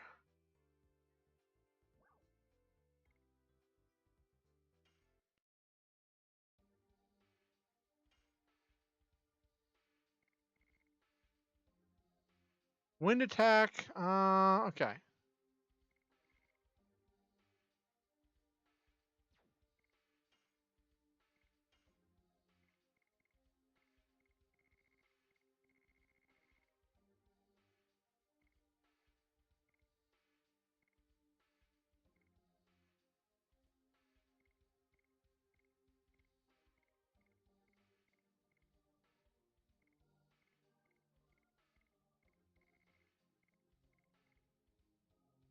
Uh,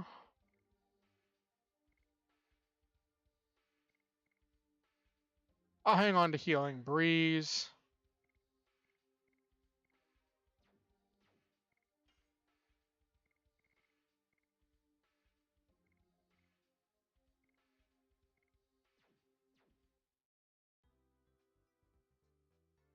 Nope, that wasn't the button I wanted. I mapped the directional things to my analog stick, and it's funny trying to maneuver with the analog stick is kind of funny.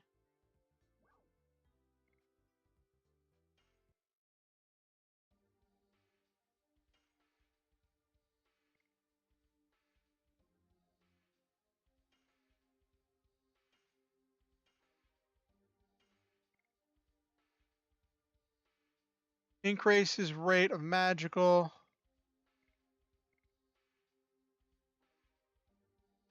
But it's also just better defensively.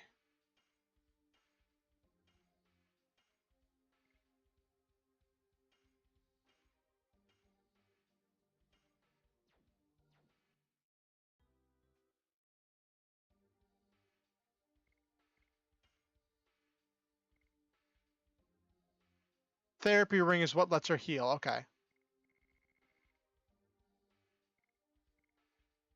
Okay.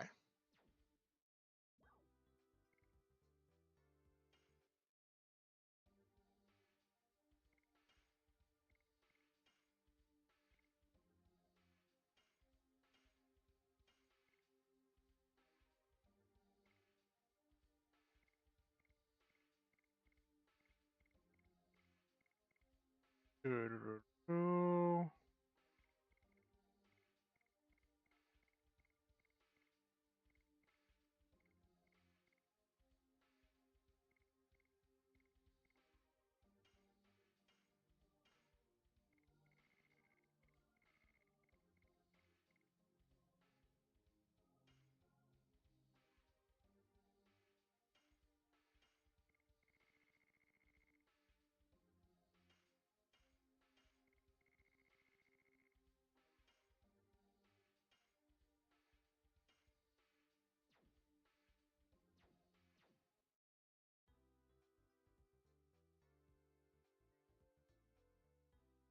Okay. Got a little bit more equipment.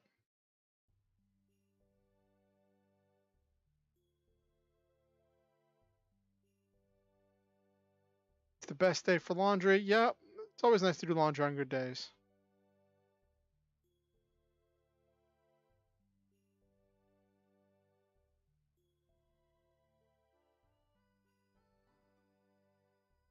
Okay. Oh, this is another one that removes status effects.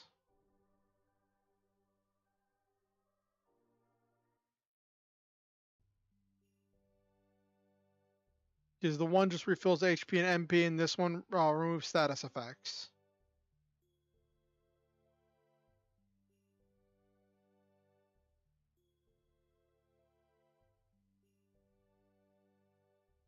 I want to look over here before I head into the mayor's office.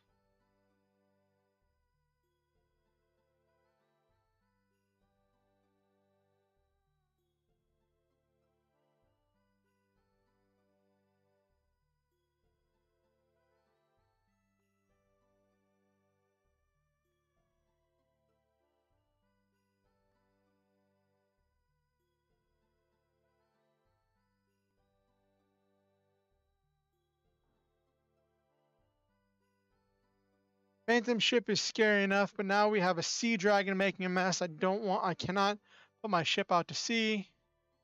Phantom ship is a mere rumor, but that doesn't make it any less scary. I can't help it. Okay. Bums are inseparable. I wish it were only true in books. Yeah, it's true.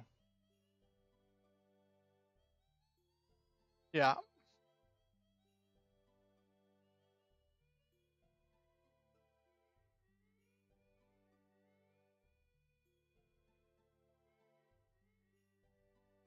Too soft, even tried to calm a crying brat. Aw.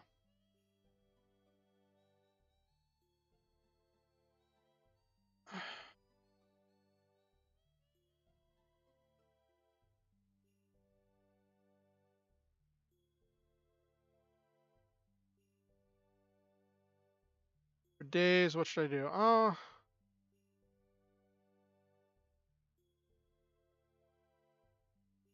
Okay, so this place has a bunch of gangs.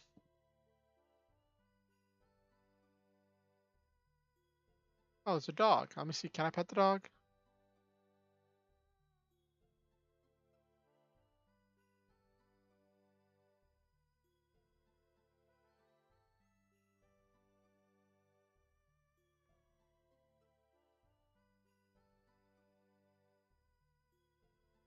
Oh, that goes to the mayor's house. Okay. That means I can go into this other building just fine. Okay. Let's see what this is.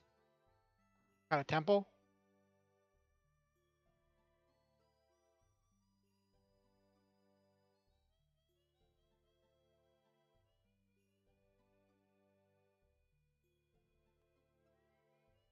Until the knighthood of Tabor. Yeah, I'm not sure if the knight's gonna come rescue you.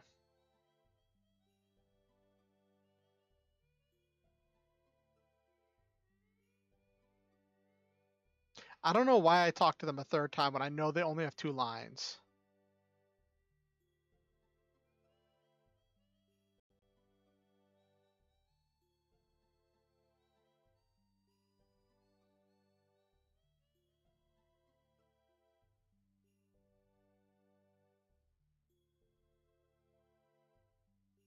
Sorrow and wait for the day when the flowers bloom in our hearts again. Everything is test given by the gods. Take care of each other and get through this. I have mixed feelings about that statement. Ugh. Okay, I want to see if he had different lines if I talked to him not over the counter.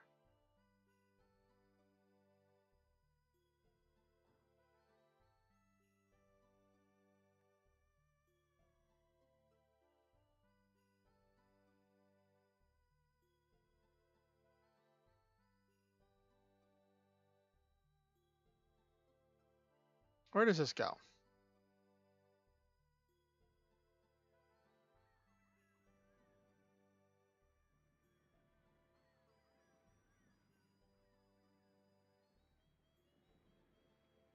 What's cool about the sea is, of course, pirates. Pirates are romantic for men, don't you think? Something like that.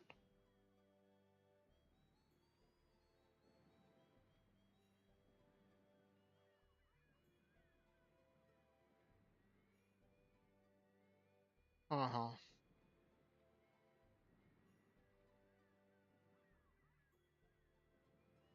All right.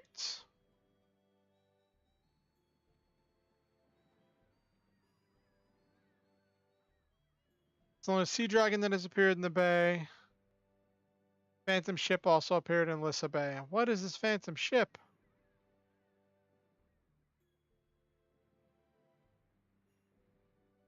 All right, let's head up to the mayor's house. Let's see what comes. Oh, I just realized, is there no music? Hold up. I just realized I changed screens and there's probably been no music this entire time. Hold up. I just looked over.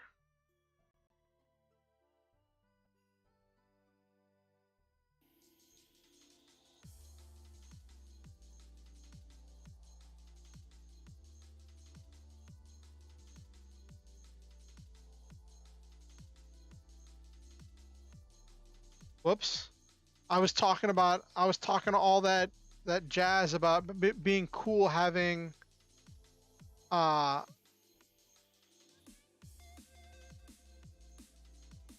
it being cool having background music, and I was just playing this whole time with no background music and the game volume turned down real low.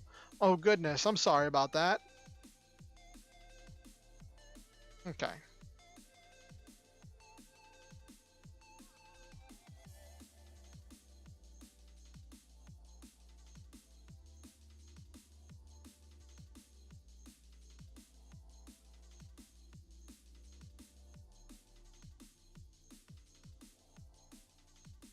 Politics and economics. Okay.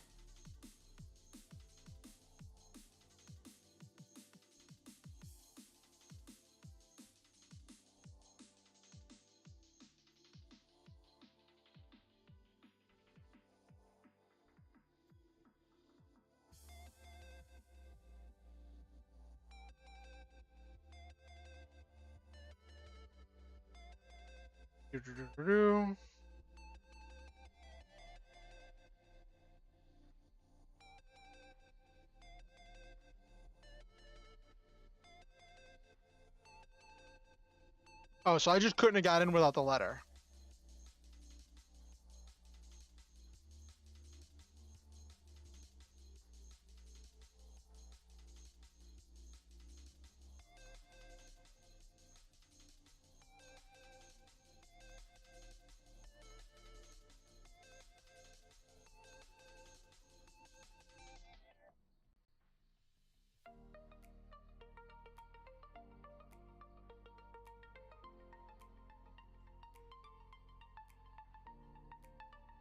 Valley of the Corrupted Gravity, and we don't know anything about them other than that.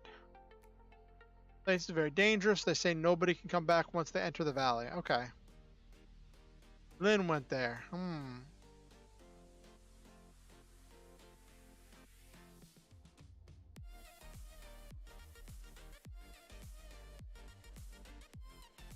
Let us do it. We'll go into this problem. You're planning to go anyway, weren't you? Encouraging to hear that warriors like you are going. Now I can face those punks in our city with courage.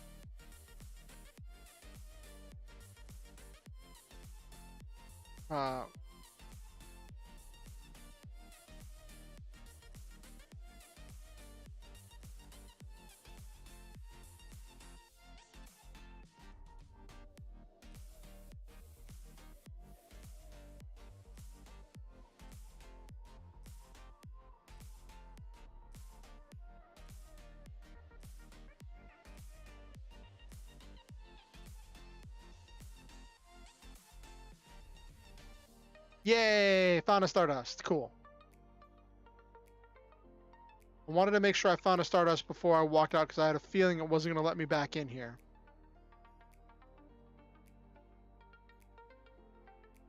Okay.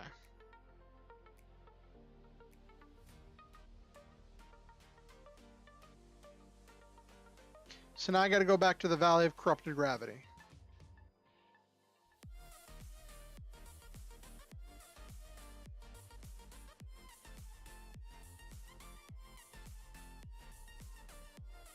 Oh no, now there's problems.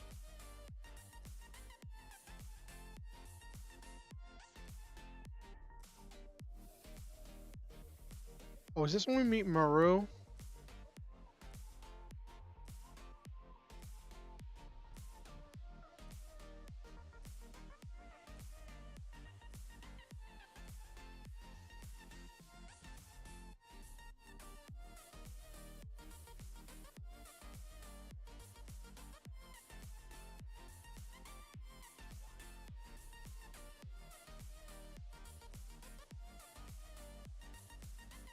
You'll pay for this. I won't be paying you.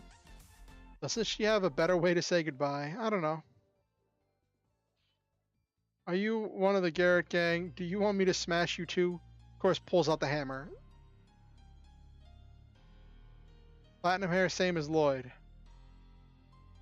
The rest is different. Are you maybe one of my groupies? Don't seem like it though. You guys are some strange group of people. Yeah, that's how main characters normally work. What's your name? It's Dart. Mine's Maru. I'm the best dancer in Donau. We don't have time for playing with a kid. I agree. We can't waste any time if we're going to help Lynn. Sorry, but we got to get going. You said Lynn? Then are you going to rescue Lynn? How do you find out about that? Because I heard it from Kate. The people in this city are all chickens, right? So I was going to make a raid on their hideout. Then those gave me a hard time. I guess they didn't take me seriously because I'm alone. You know what? I'm going to go with you guys. What? You don't need to make such a face. Let's leave her alone. Hold on. You guys know where the hideout is? It's somewhere in the Valley of Corrupted Gravity, isn't it? Wow, how naive. You make it sound easy, but you cannot go through such a mell of kind of place without a person like me who's totally knowledgeable and totally pretty. Oh my gosh. Besides, you need permission of the king just to enter the valley, don't you? What are you going to do, Dart? This girl is serious.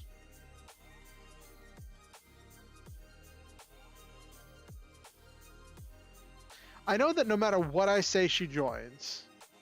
But I'm gonna acquiesce just to see what she says.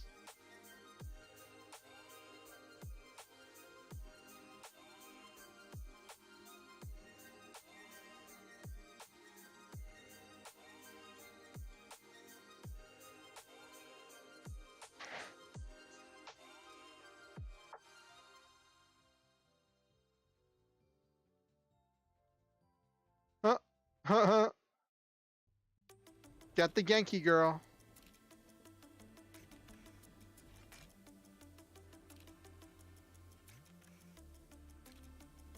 Why is she level 17?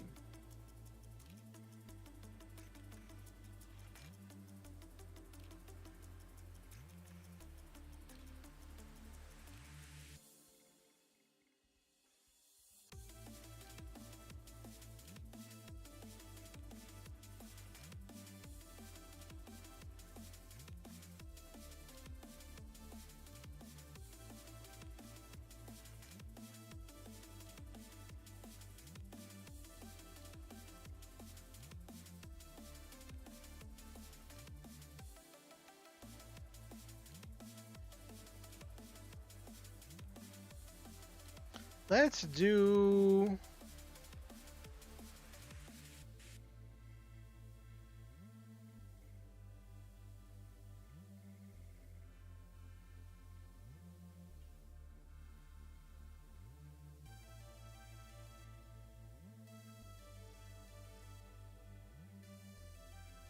Yes, the power of the ponytail. Exactly, Nabiru.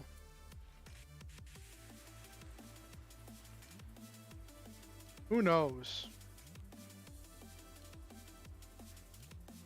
Let's see what the bar looks like before we head out.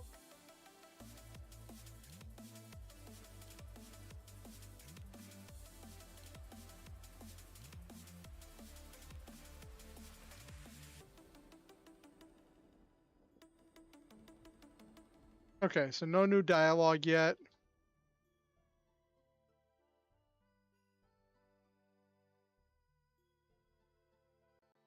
Okay.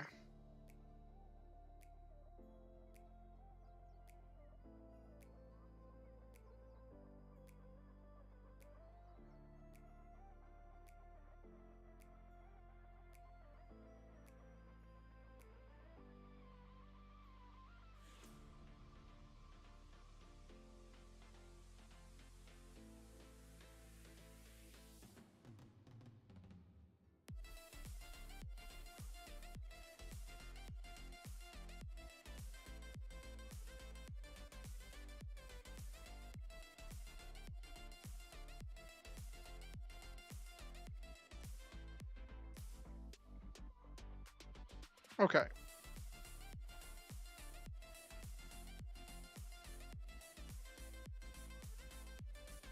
All right. Maru is like the Genki girl, so she's gonna be like. I saw someone describe Legend of Dragoon like a playable '90s anime, and I think that's a pretty good descriptor.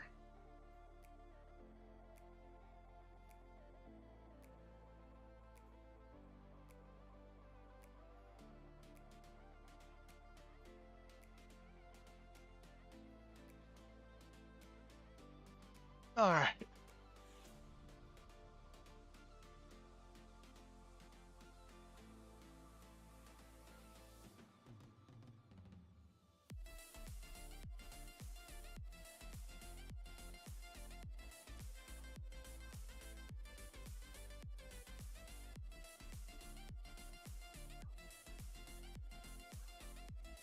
Why do I need to go to the Twin Castle in Flats? I need to go to the Valley of... Oh, I have to go to the Twin Castle in Flats in order to get permission to go to the... in order to get permission to go to... the... Valley of Corrupted Gravity. Now I remember.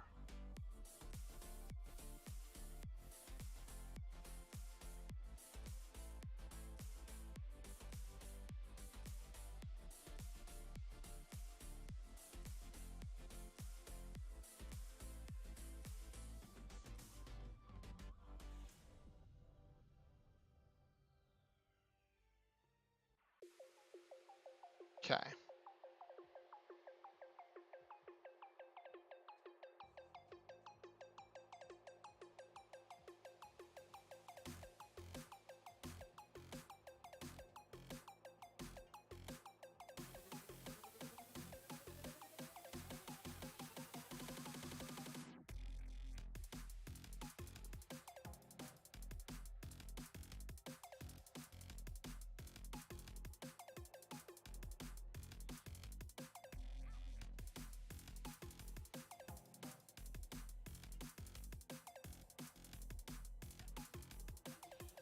Too late.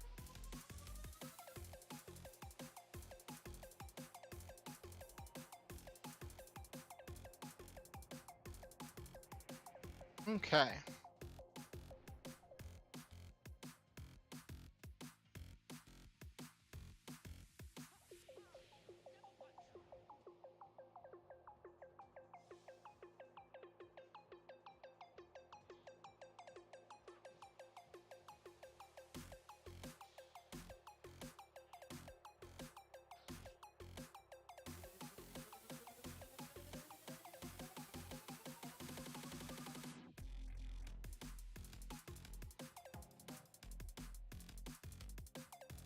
Okay.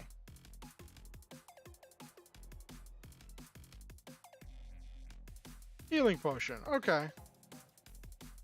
Probably gonna have to like clear some space in my inventory.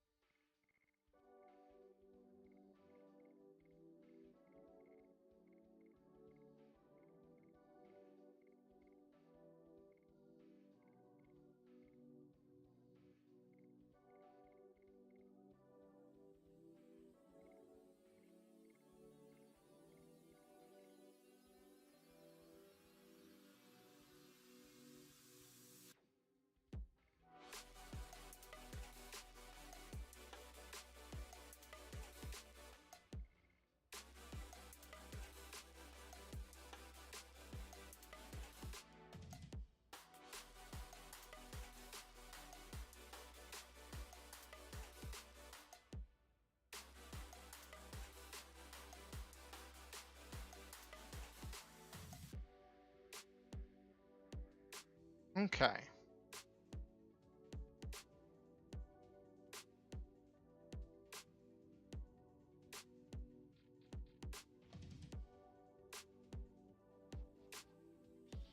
So I have Hastral in there because I want to get his Dragoon level up, because I want to level everybody up. Like normally you want to pick your team. Ah.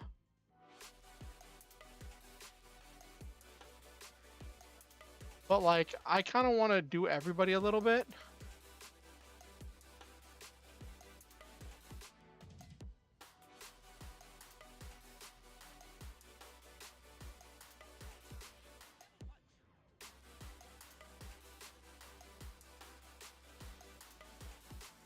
Okay.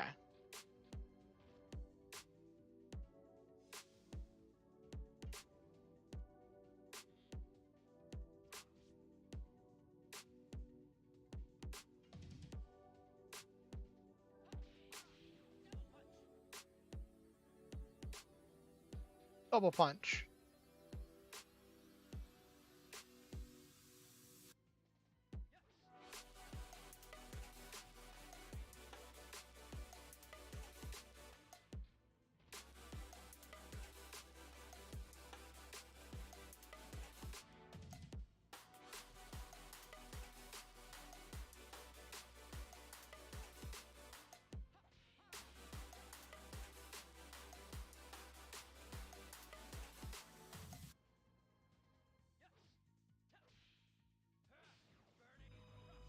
Okay.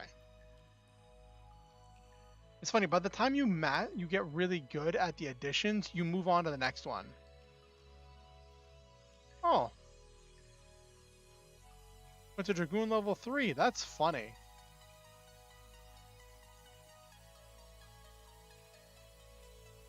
That's really funny.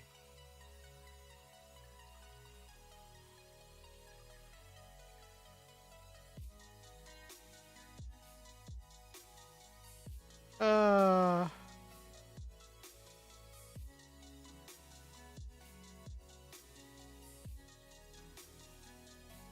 Well, I have Shauna on the team because I want to use her for like getting good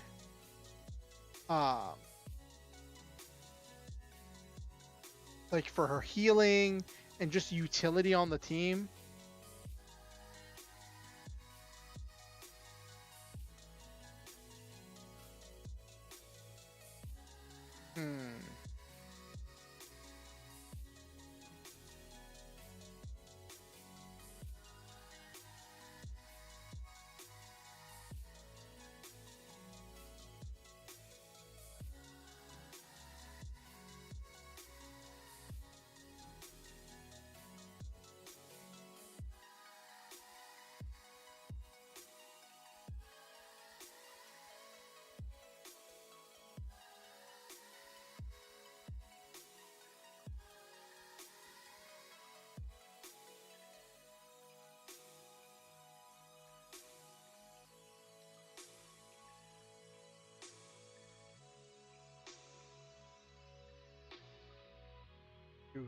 do.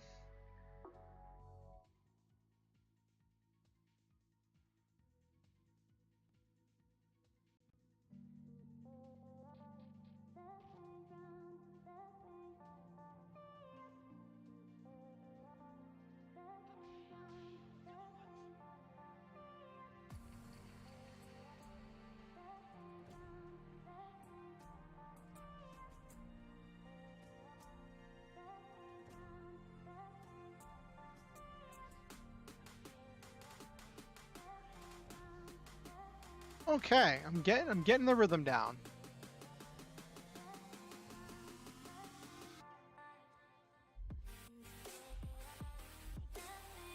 Oh, stunned it. Nice. That's funny. I stun it right after its turn, but then hitting it breaks the stun. So that's funny.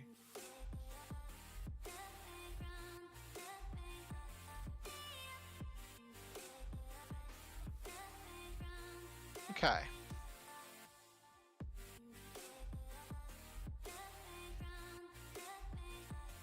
Oh, Dart finally reached level 17. That's funny.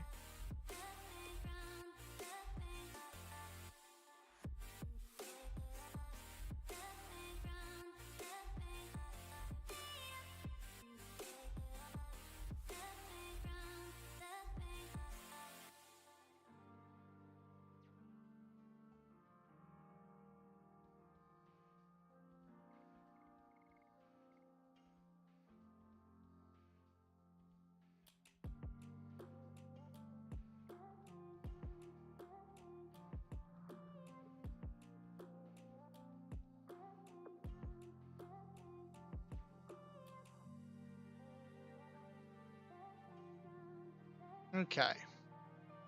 I do like that thing where you can get to the world map, zoom out, and see where you need to go. Which helps with picking up the game again.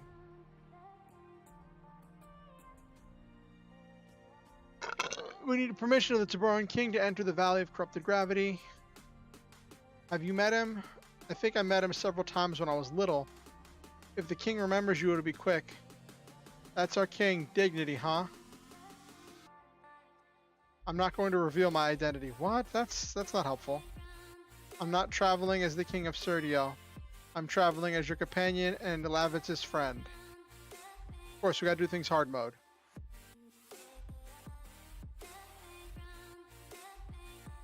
Let's see if anybody's changed.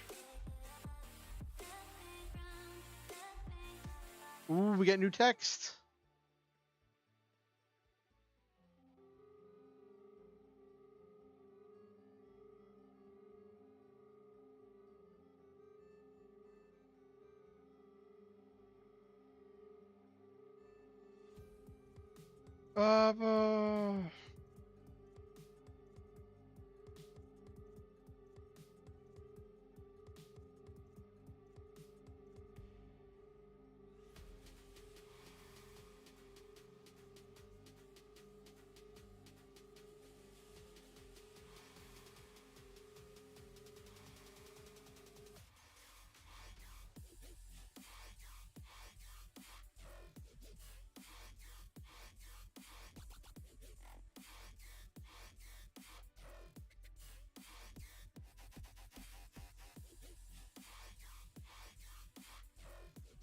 Hmm.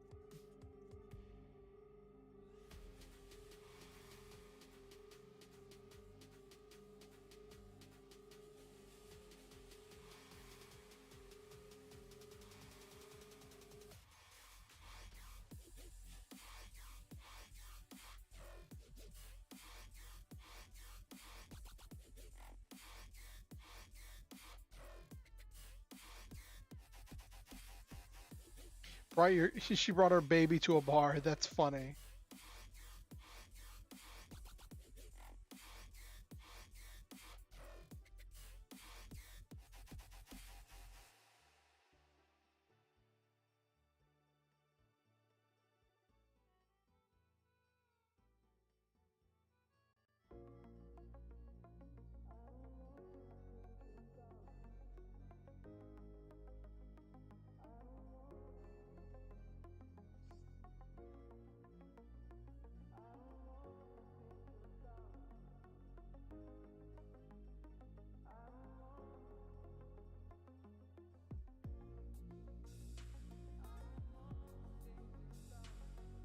What is this physical ring?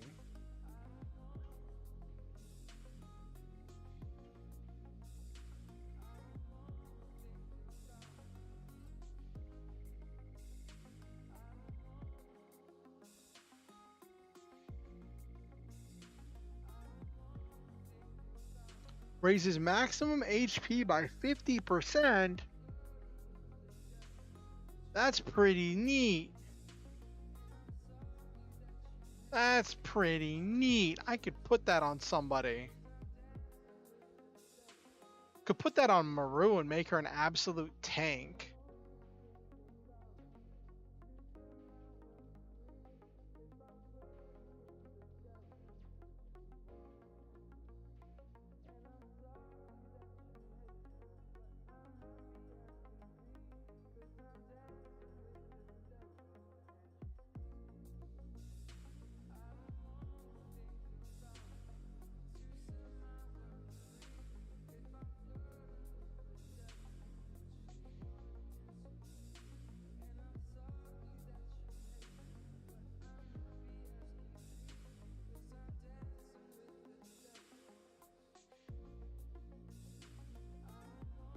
Mm-hmm.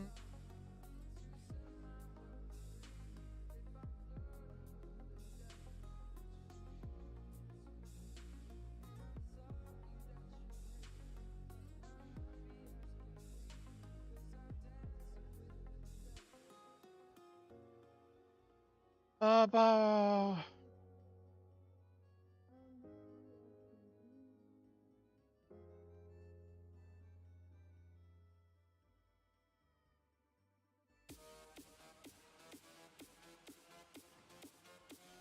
Okay.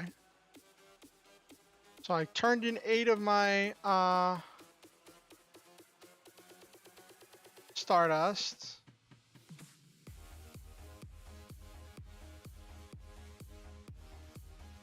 All right, let's save the game.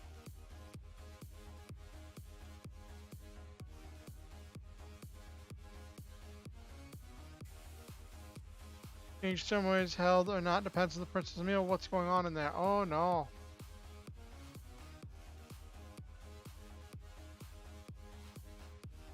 All right, we got another 10 minutes. That'll give us time to clear the city a little bit.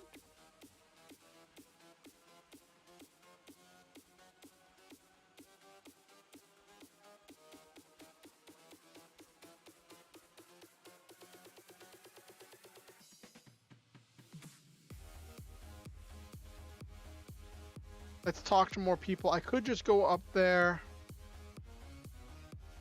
I could just go all the way up to the front, but I want to talk to everybody, so I'm going to talk to everybody before we try heading into the castle.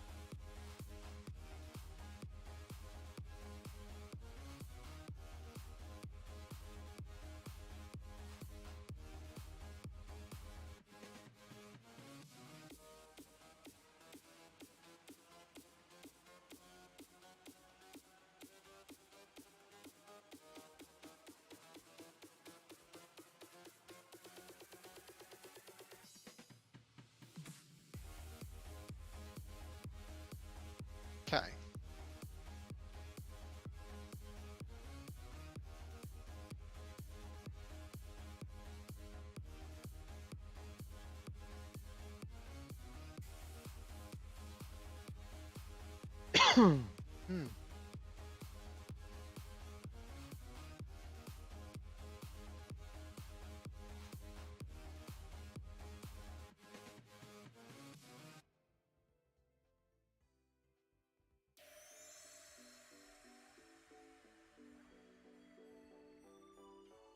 Let's see what we got. If they've got anything I need.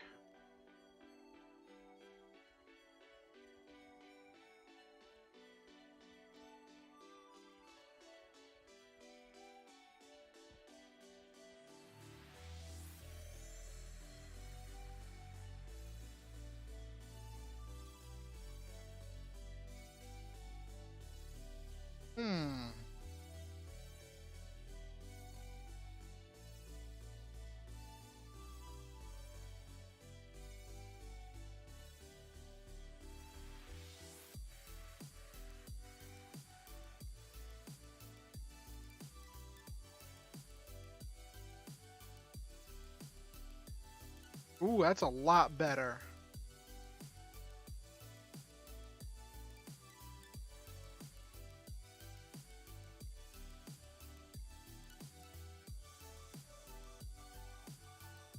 It's only 5 better. I don't think that's worth it for 200.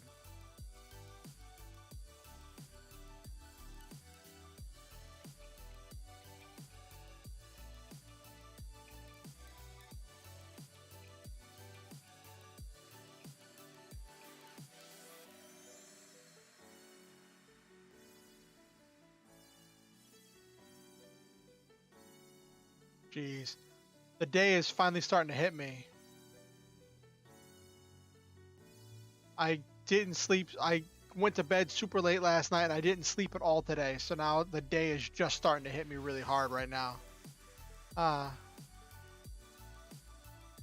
Okay.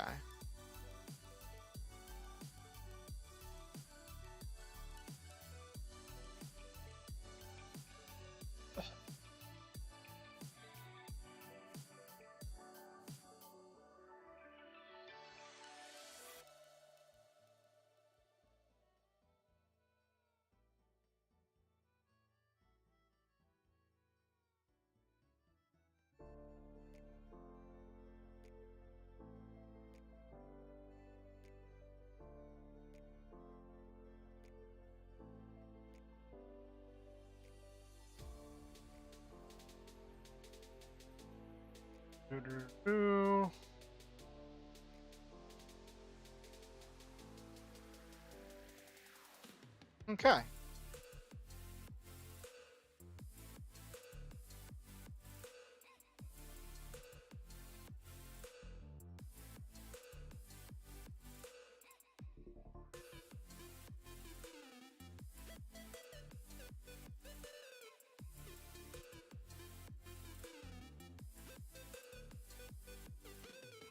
Stars. So familiar yet so sacred, precious beings for Tiburoans. Stars are floating in a faraway realm. They travel in the realm with the help of the light from their own lanterns. What we call starlight is the light from their lantern. Now please enjoy our special star Fantasia.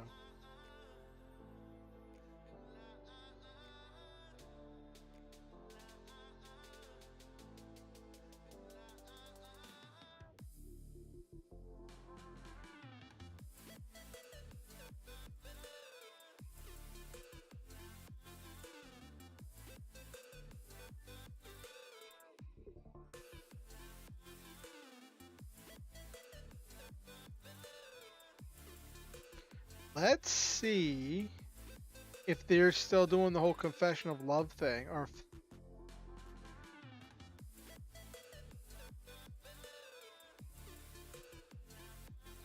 Oh, great. This is the same conversation as last time.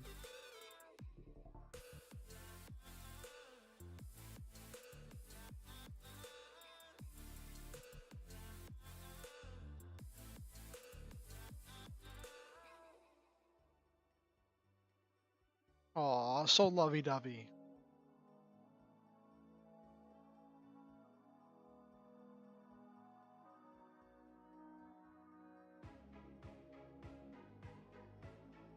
Aw, so lovey-dovey.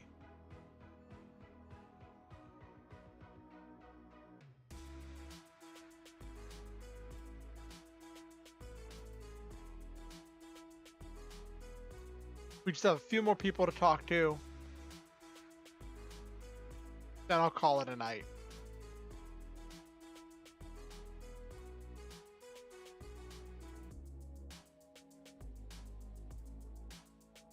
I think I've already checked all these shops.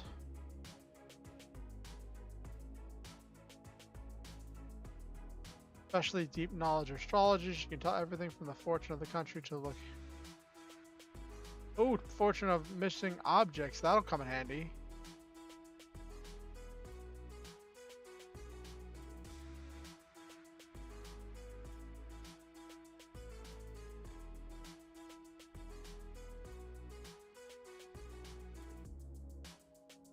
Okay.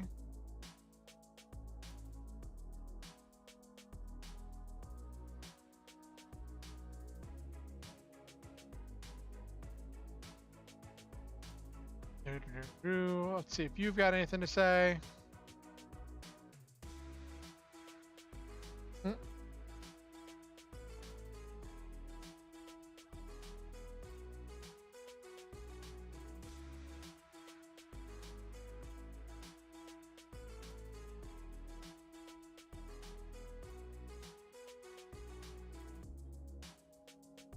If there was one mod I would add to this game, it would be increasing the size of your backpack, of your items. That is the one thing that just really bugs me about this game.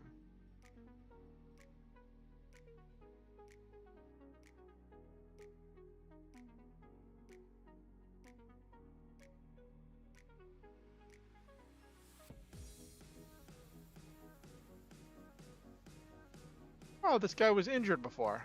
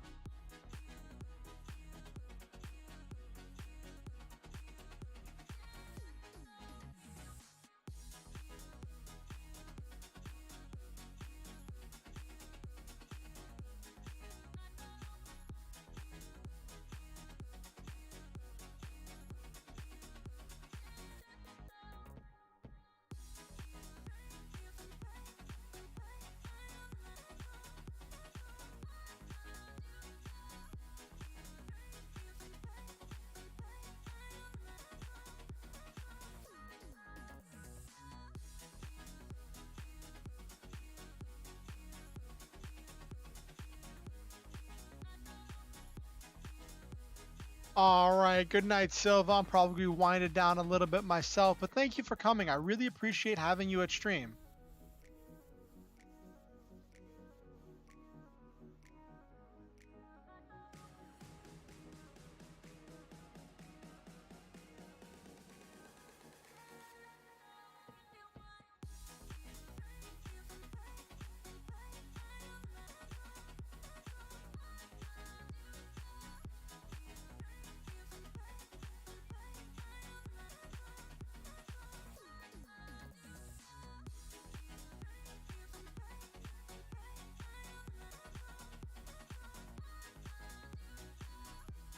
All right, so the next thing I need to do is actually try to gain entry. All right, let me go save now that I've talked to everybody. Will I heal? I think I'll heal.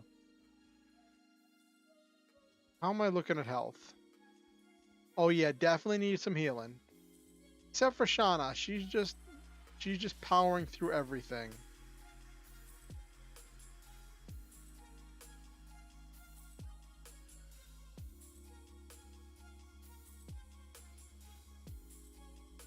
Let me save, just in case, because I have a theory, and I want to see what happens.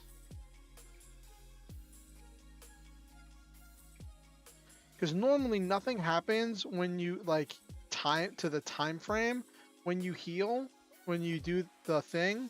But here, last time, it did stuff, so I'm wondering if it's going to, like, skip to the nighttime if I try to sleep in.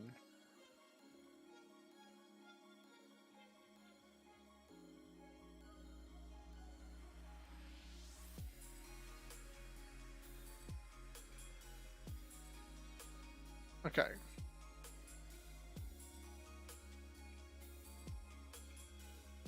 I'm gonna make sure it's not nighttime out here. Okay. All right. This has been a good stream. We are almost at the point where I stopped playing as a kid. And that is a humbling experience. Hopefully by the time we do the next stream of this, I will be on a more maybe a better emulator that might be more stable. I mean, I don't know. I don't have a whole lot of needs for this emulator because, like, it does almost everything I need it to. I don't know. I'll see. I'll do some testing. Maybe I'll like a different emulator. Maybe I won't.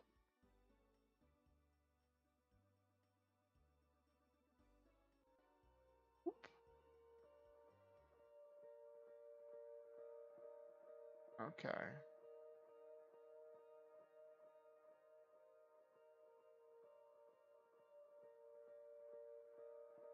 Okay. All right. So today has been a fun stream.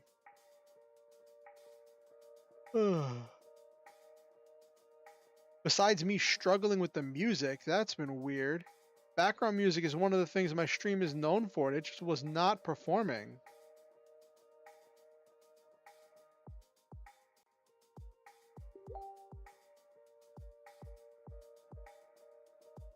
Why did I just get a message?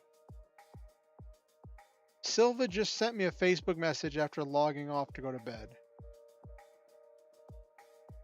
Yeah, things did go by really quick. It just kind of flew by. Having Hattie here was nice to have Hattie here to talk about stream stuff and about D&D stuff. That was nice. Like the fact that instead of just spending a half hour talking at the beginning, we spent about an hour talking. And then instead of spending 2 hours gaming, we spent about an hour and a half gaming. So it wasn't as long of a gaming session as normal, but it was still a decent amount of time. I feel like because we spent so much time just talking, hey Hattie, you're here. I didn't know if you were still here or not. Did you have fun, Hattie?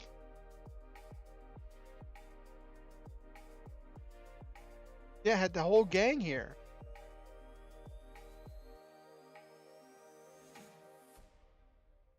So what's everybody planning to do this weekend? What is everybody's plans? I'm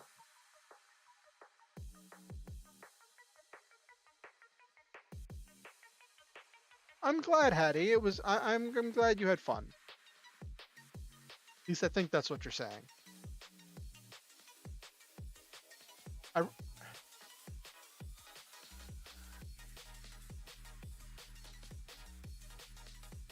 Uh-huh. I don't know how you do it doing all those mobile games, not mobile games, doing all those like, because like Genshin's kind of just a gacha game, but it's like it's a gacha game with so much more built into it from what I've seen, and like that's just how I classify it in my head. So like what I've seen of Star Rail, Honkai Star Rail, I think the commercial I've seen all the time is that cute one with the that commercial with that little like dragon girl with the bottle that spits out tons of water and she's like running from guards, and like that character just seems completely adorable.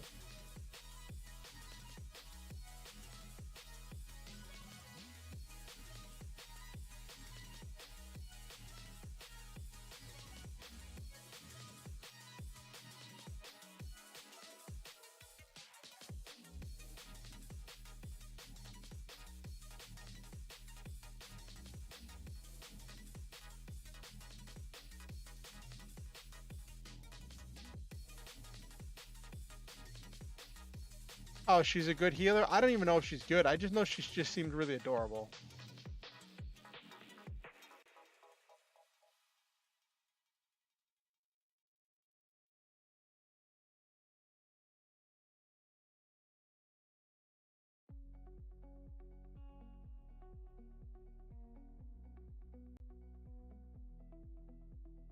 First two 5 stars are the two that are most on brand for me. Oh, really? What were your first two 5 stars, Hattie?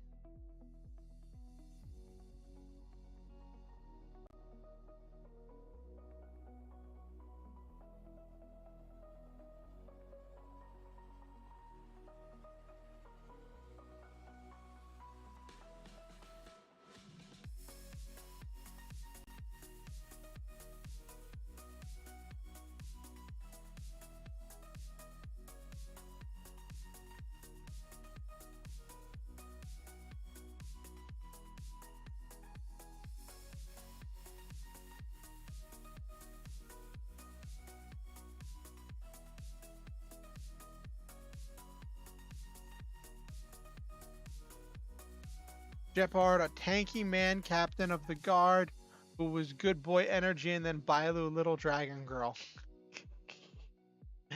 Ah, yeah, that makes sense. That makes sense. I can see that.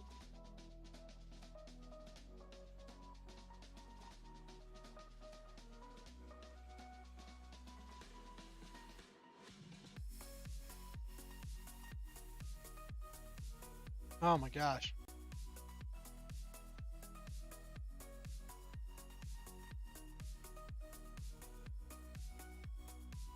We had fun, had some good discussions, talked a bunch about D&D. That was fun today.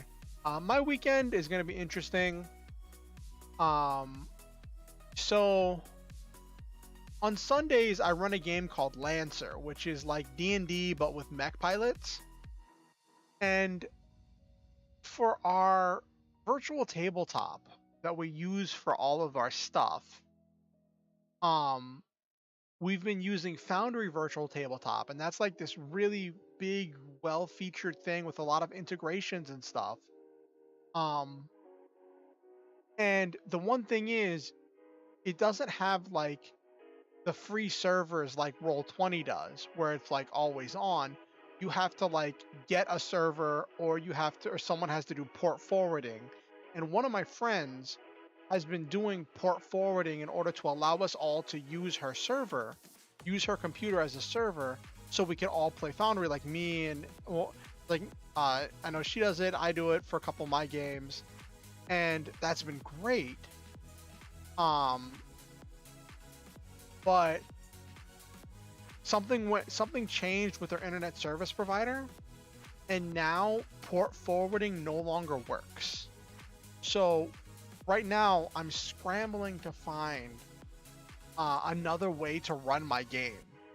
So I don't even know what, like, the future of the game is still like in flux, because Lancer can be such a tactical game. You need a really good virtual tabletop that has integration. So like that's stressful. Saturday I normally watch anime with Silva. I might do, depending on schedules and how it matches up with my DM, might do a gladiatorial one shot for my character to earn a little bit of extra XP. I don't think it'll be enough to get me to the next level, but it'll get me close. And I want to do more, and I want to do more writing. I want to, like, I'm hoping. So I talked to my pastor about a little bit about my story, like, and he didn't seem to fully understand what I was asking when I was asking for references or information. And I'm hoping that at some point this weekend his schedule frees up and he's able to sit down and talk with me, so that way I can tell him more about my story with Jesus piloting a super robot. It started really silly, and then my brain took it and ran with it, and now it's actually become something that I think I really want to do. At least I really want to do right now. It's like, it's that thing that you get when like you hyper fixate on something, and in that moment it is your everything. It is your future, your past, and your present. And you can't imagine ever not wanting to do this, right? But then, like, I know from personal experience that hyperfixations come and go. There will come a time when I move on from this. Like, I remember when I was hyperfixated on making my magical girl tabletop role-playing game, and then I never got to play test it, and then I lost all motivation to work on it. So like it goes and, oh, what's happening? Is the stream stalling out?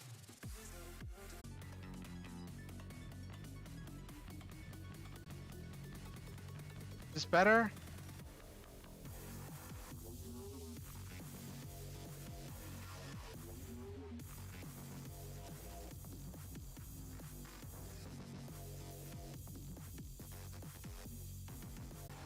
We might have to end it here, and I might not get to do my outro. I really wanted to do my outro.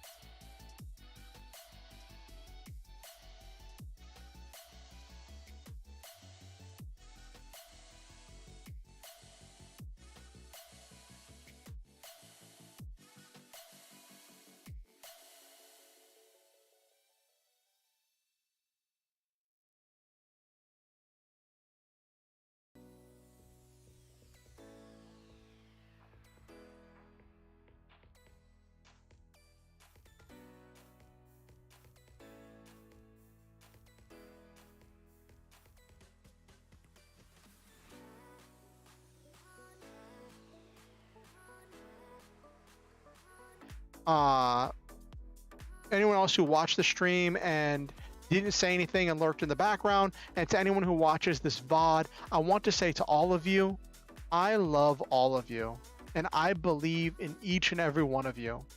I think that you are, maybe it was a fluke, Nabiru, but still, we've started down this train now. I love all of you. I believe in each and every one of you. I think that you all are truly precious, one of a kind, and important. I think that you all possess a special, unique energy that only you can bring to everything you do. I think that you all are valuable and worthwhile, and your hopes and dreams are important. I want you all to know that your value isn't defined by what someone else thinks of you. You each have an intrinsic value just for being alive. You each make this world a better place by being in it, and I'm grateful every day to live in a world with you in it. Thank you for coming to my stream. Thank you for giving me your time and your energy and your attention. It means a great deal to me that you did that. I want to say to all of you that you're wonderful and you're precious and you're important. I do ask that you like the stream. It helps the algorithm with pushing it out to other people.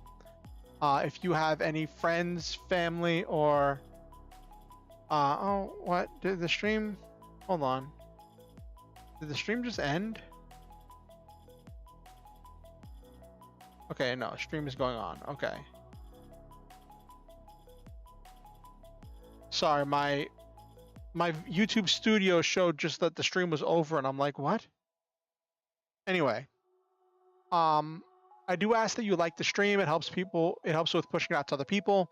If you have any friends, family, acquaintances, anyone you think might enjoy my content, feel free to invite them to the next stream or show them my content. I hope to always grow the community and bring more people in. With that said, the next stream is going to be Monday, 8:30 p.m. EST. I look forward to seeing you all there. It'll probably be another writing stream. Have no clue what I'm going to be writing.